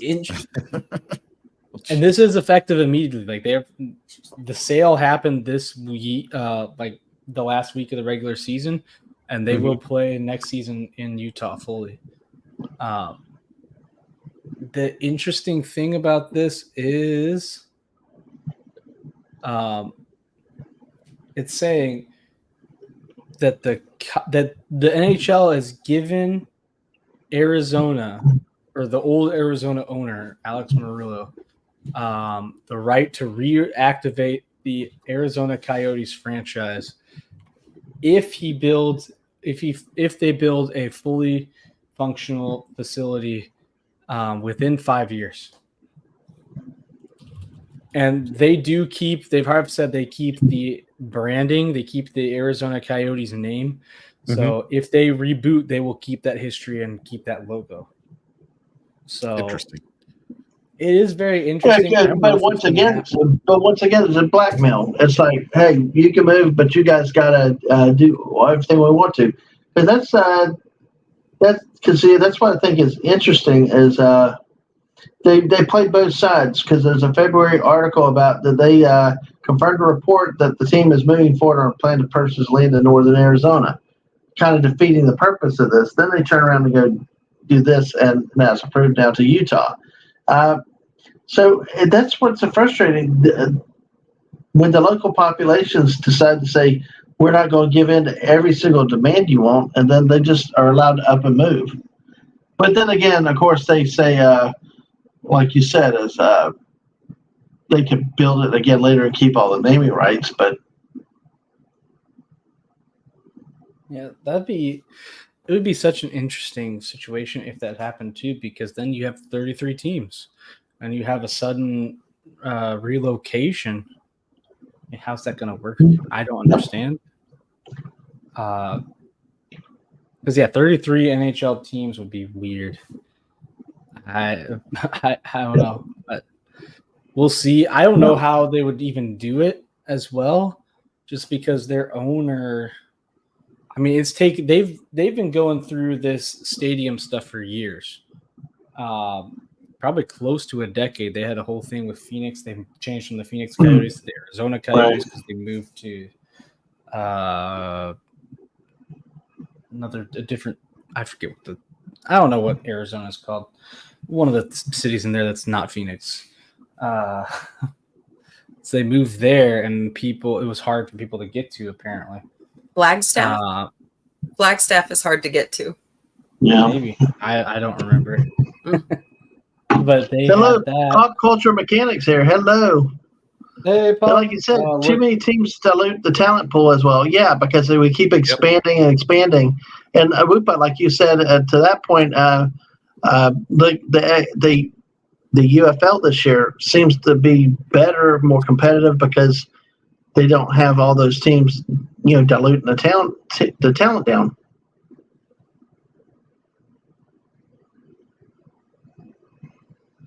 No, yeah, absolutely. And it'd be weird. 33 is such a weird number, and for the NHL to pass the NFL and the amount of teams would just be very odd. And then I feel like you have to make another. Like, where do you expand to? Pop culture is fan. They put a team back in Quebec. They bring back the Nordiques. Do you expand to another market? Atlanta's been talking about they want a team again. That would be their third expansion team, which would be kind of funny if they lose that one too. But I don't know where else you get these teams. I feel like 32 is a good number. You stop there until maybe you're ready to really expand to like 36. But there's so much wrong with this league. Being an original team city, the salary cap has pretty much decapitated any of the legacy of any of these teams, and so you get all of these warm weather places that just can't attract anyone even in the dang stadium, and nobody cares about hockey because they never played hockey growing up, and all you can hope for is retired folk that move down there and that still have money to go to your games for a lot of the fan base. Like that's not a way to build your league. No. So if they were going to expand, put them in northern markets. Because but the whole thing is for the last 20, 30 years, it's been almost legalized extortion. It's like every time, especially in a small market like Jacksonville, you better vote for it, or they're going to leave, or they're going to move to London, or they're going to something. And so many teams, cities get tired of that, and eventually they say, "Okay, fine, don't let the door hit you in the butt." Which is the good way to do it. I know I'm Mhm. coming from a place where we have all the major sports, leagues in my city, but if one of them took off, I'd say good riddance. Exactly. Don't let the door hit you on the way out, because you don't make the money back. You never make the money back. The people that make the money are the owners in the league. Exactly. Teams. So, it helped our city. It adds to the economy. What 10, like 8, 10, including preseason games for football, home games. It's just yeah, but yet it's supposed to boom the whole economy. It only booms the local area around the stadiums usually. But in a very small segment. Well, until you get all the other stuff, all the 4 billion people now moving from other states for political and other reasons, or whatever, or warm weather and stuff like that. That they come in, and it's like you got crowding, growth, and everything else. You change the nature of the local community, and Mm-hmm. like right now, Jacksonville's a city that's getting ripped up, torn apart. Traffic's mess in places. They still have 2-lane roads where they got like 12 subdivisions on it in a school. So it's and then of course if you go to say no, everybody's scared to say no. Oh, they'll move to England or whatever. But then again, you sit there and like to sci-fi movies mention like the Hunts, but here's a guy, one of the richest men in the world, with this yacht downtown on the river. And you're like, yeah, but you can't fund 75% of your own stadium, or even 100%, or even 100%. I will say, as I understand, unless I'm wrong, Jerry's World, Jerry paid for it, I believe. But I mean, and that's the thing is, at least even if you did get some local taxpayer funding and stuff like that, the point was that he did the most of it himself, and that's the way. I mean, they're private businesses, folks, but the league's been all of them. All the leagues have been gotten away with this like economic blackmail. Well, if you don't do it, we're going to move, or we're going to move to this city. Fine. Yeah, exactly. Here's the thing about this, and I don't want to go on too academic of a take, but you have to look at what is actually being produced as a product, and you have to look at opportunity cost. And when you put on additional taxes on people, so what if it's $20 a household a year? You may not notice that, but it adds up. And so you disperse the costs onto everybody, and you concentrate the benefits onto a few. And those billions of dollars, those hundreds of millions of dollars, are not necessarily going back into the same place that you anticipated that they would be. And who's to say that when you are taxing these people that $20 a year or whatever it is doesn't have an impact on those communities? Because I guarantee you it does. That's $20 that times 80,000 people in your city, 100,000 people in your city, that money could be spent in your own town and kept in with local businesses. But now you're taking it from disparate areas of a state or a big metro area and focusing it very tightly, very, just in a laser focus on a lot of places that are honestly big business now. A lot of these restaurants and chains and things, it's all big business that you're subsidizing.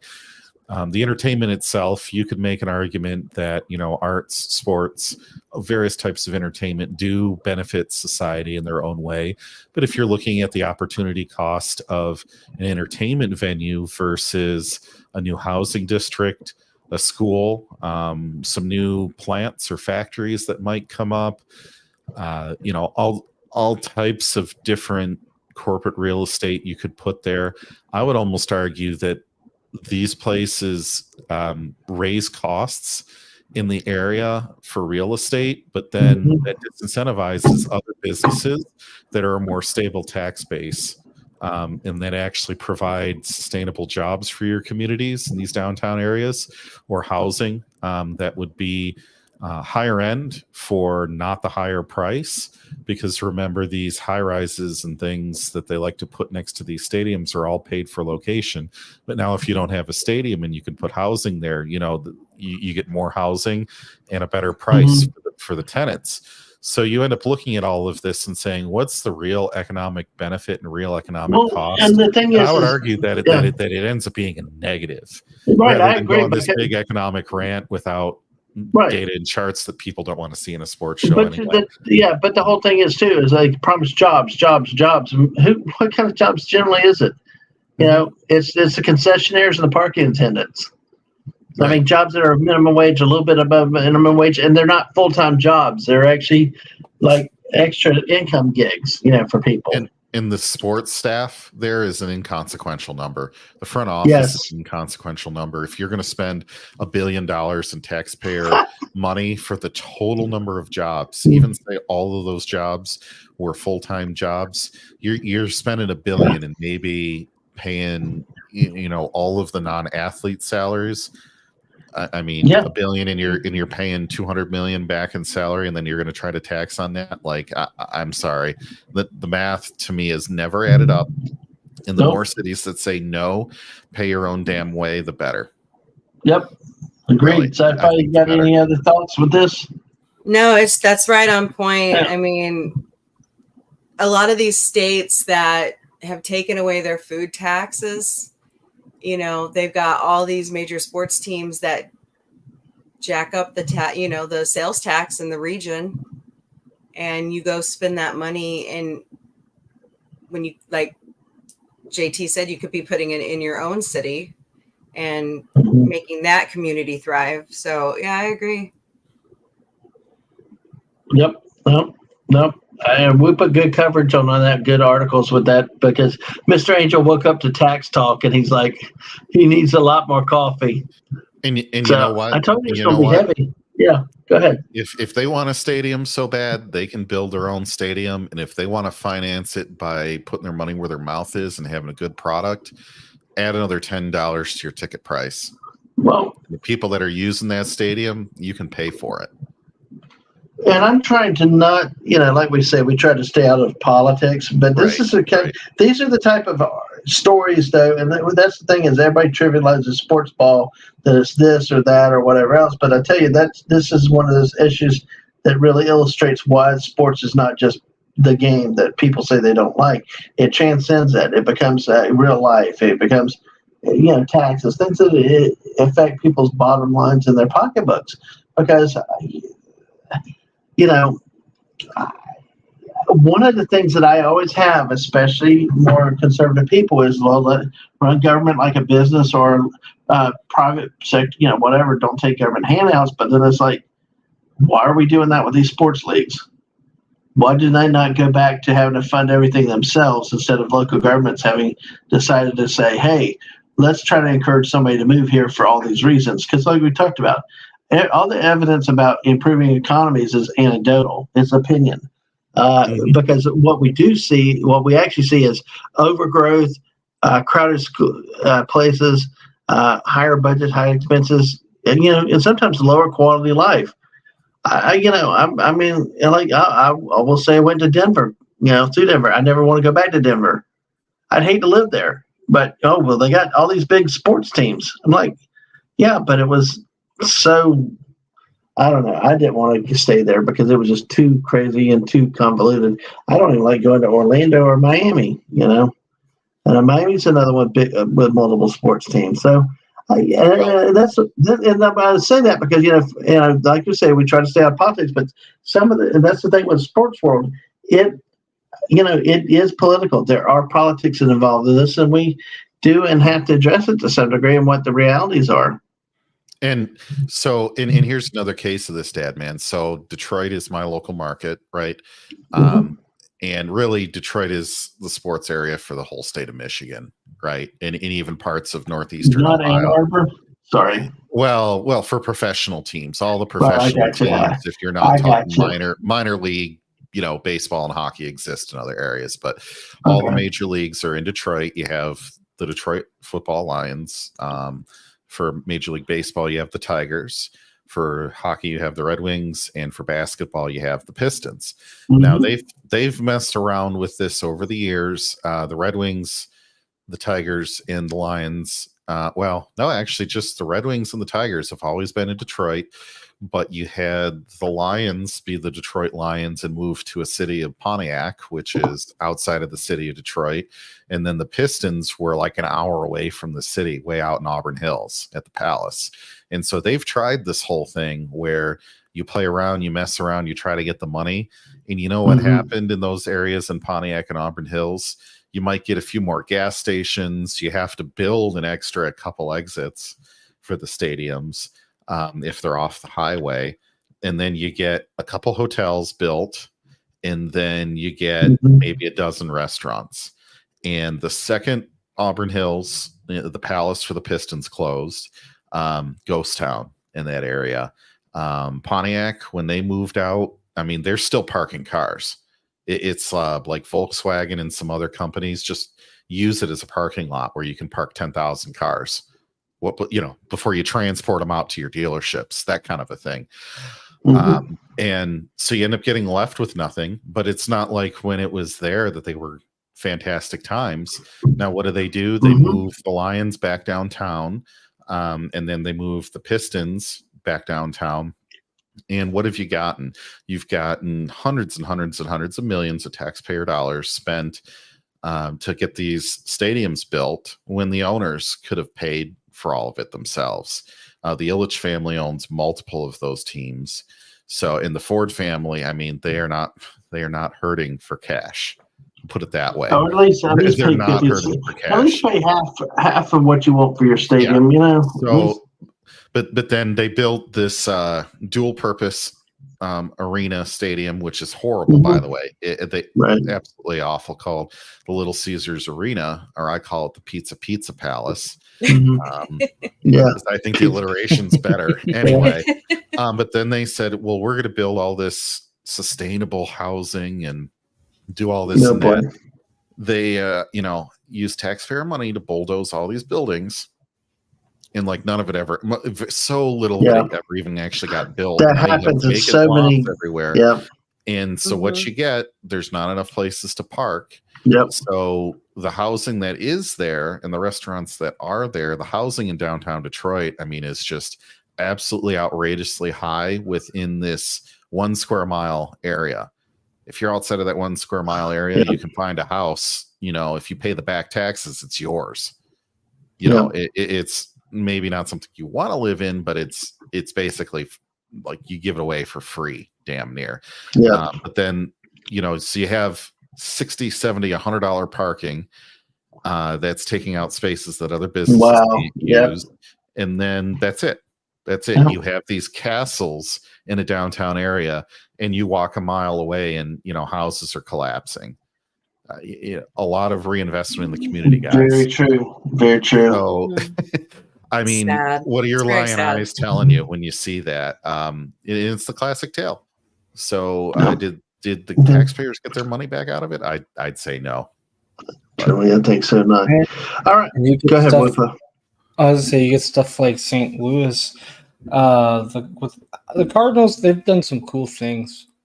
I'm mad at the owner right now. We're not on speaking terms. But they built this ballpark village. I think they got some city land grants to demolish some stuff. And listen, it's a cool spot. It's way overpriced. It's a cool spot. I think you can reasonably say that the immediate area, they've made it nicer. I know people that will go to the games now that wouldn't have because of this area and easier parking, expensive parking. But it's hey, you're going to get a safe spot, which is not always true for downtown. But at the same time, it's like, this ballpark village is owned by the Cardinals. So it's like, oh, we made this area better. There's a lot more traffic. It's like, well, there's a lot more traffic to your places, even if they're not your places, because there are some outsized businesses. It's like traffic to a place that you own, so you get the rent from them. So it's like, why do we need to give you taxes so that or use taxes or use special grants so you can make the profit. Like that's your reward, that you're getting the money. Like we shouldn't have to help you make more profit. That's the only reason that exists. So exactly. Well, I'm going to wrap up. We'll see with one last comment that was in here.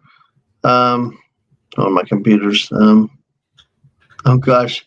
Mr. Angel said, "I go get breakfast, have fun with tax talk. Too early for him." I told you it's going to be something tonight. A pop culture mechanic. This is something that is like oversaturation. Also in these leagues and these teams, he said, I think there could be a scale back of teams. Bring back one to Quebec because they could support two teams. Alberta has two teams. Ontario does well, and we keep expanding leagues. There's still more expansion talk. The NFL and Major League Baseball and NBA. It's like, at what point do you water down the product to the point nobody recognizes it? When you become like the streaming wars, where you have way too many streamers and not enough customers, you got to be careful you don't do that here too. Yeah, exactly. So, all right. Well, go ahead, Lupa. Well, I was saying you get how many? I think if you get NFL, maybe it's fine, but a lot of these other like MLB, NBA, NHL that aren't the top sports, there's a point where like what markets are particularly good. Like we're already talking about, Florida Panthers are a really good team, and they can't sell out their arena. Nope. Or there's a lot of places where it's like, does an MLB team really need to be here? Does an NHL team really need to be here? Like, the interest isn't really there, so why are you forcing it? Yeah, exactly. So, all right. Well, great topic tonight. We'll talk more definitely as this heads up over the next few months and as things come up and as the news breaks on so many of these stories with it. And maybe some more expansion talk when it happens, whenever. Of course, we know expansions are happening within the conferences as they're going on. So, Whoopa, JT, or Mombi, any last thoughts here tonight? I think I'm all set, boss. All right, cool. Awesome. Well, we covered quite a good things. We do want to try to get into some world football at some point, but man, see, even then, until we scale back, we kind of move through things, and we still are at 2 hours. Wow, it's amazing how time flies tonight. In spite of YouTube doing whatever the heck it's done tonight, but I want to say thank you to everybody. Make sure check out Sci-Fi Mombi's channel, Sci-Fi JT Whoopa. Throw y'all's links out there since y'all are mods, real quick. I'm just going to go ahead and tell everybody a few things, and then we can wrap it up. So check out these wonderful creators and JT. Even though he doesn't have his own channel, he's here a lot in different places. Thank you, JT, for all that you do. Oh yeah, and thank you. Absolutely being here. All right, and with that, I'm going to wait to see the links. Also, JT, if you could put the Mrs. link out for me, on it. When Sci-Fi and Whoopa do their links. Check out the Mrs. tomorrow morning at 10 a.m. Daily Dose of Positivity. Go get it. Go get it. You should. This morning's was on fire. It actually became more of a mature stream because I just made an offhanded comment to Snort a Poopus, and everything went wild after that. So we were having too much fun. Way too much fun, and I had to get back to work too real quick. But yeah, it was so fun. Check it out. Also subscribe to her. She finished up the Friends Central Perk bill tonight. This is awesome. So she's going there. And Sci-Fi Mombi, you'll find the great Sci-Fi Mombi here on her channel here. Check her out there. The Mrs. Her link is here. We appreciate that. Thanks, JT. And also Whoopa Troopa. Go subscribe to all these channels. Catch your content. Make sure you hit the notifications. Follow them on Twitter. That's the best way to get a hold and see when people do go live, because usually everybody tweets multiple times, either before, during, or after the stream. Well, or before when the double stream check starts. all your subscriptions, because YouTube is being a stinker right now. As we've seen tonight, it's like there. I've already lost one while we're talking, but who knows what with it. But hey, weird numbers, things look all over the place tonight. But hey, on that note, everybody, have a wonderful night. We will not have sports for the next 2 weeks. There are things going on here So we were going to take a 2-week hiatus, be back on the third week. Tomorrow night at 8 p.m., join me and Daisy Blossom as we talk about movies from 1984. Come with us, share some of your favorite memories as we look back. And, of course, maybe tomorrow night we may have a late-night squirrel stream, trying to work on getting a few people for that.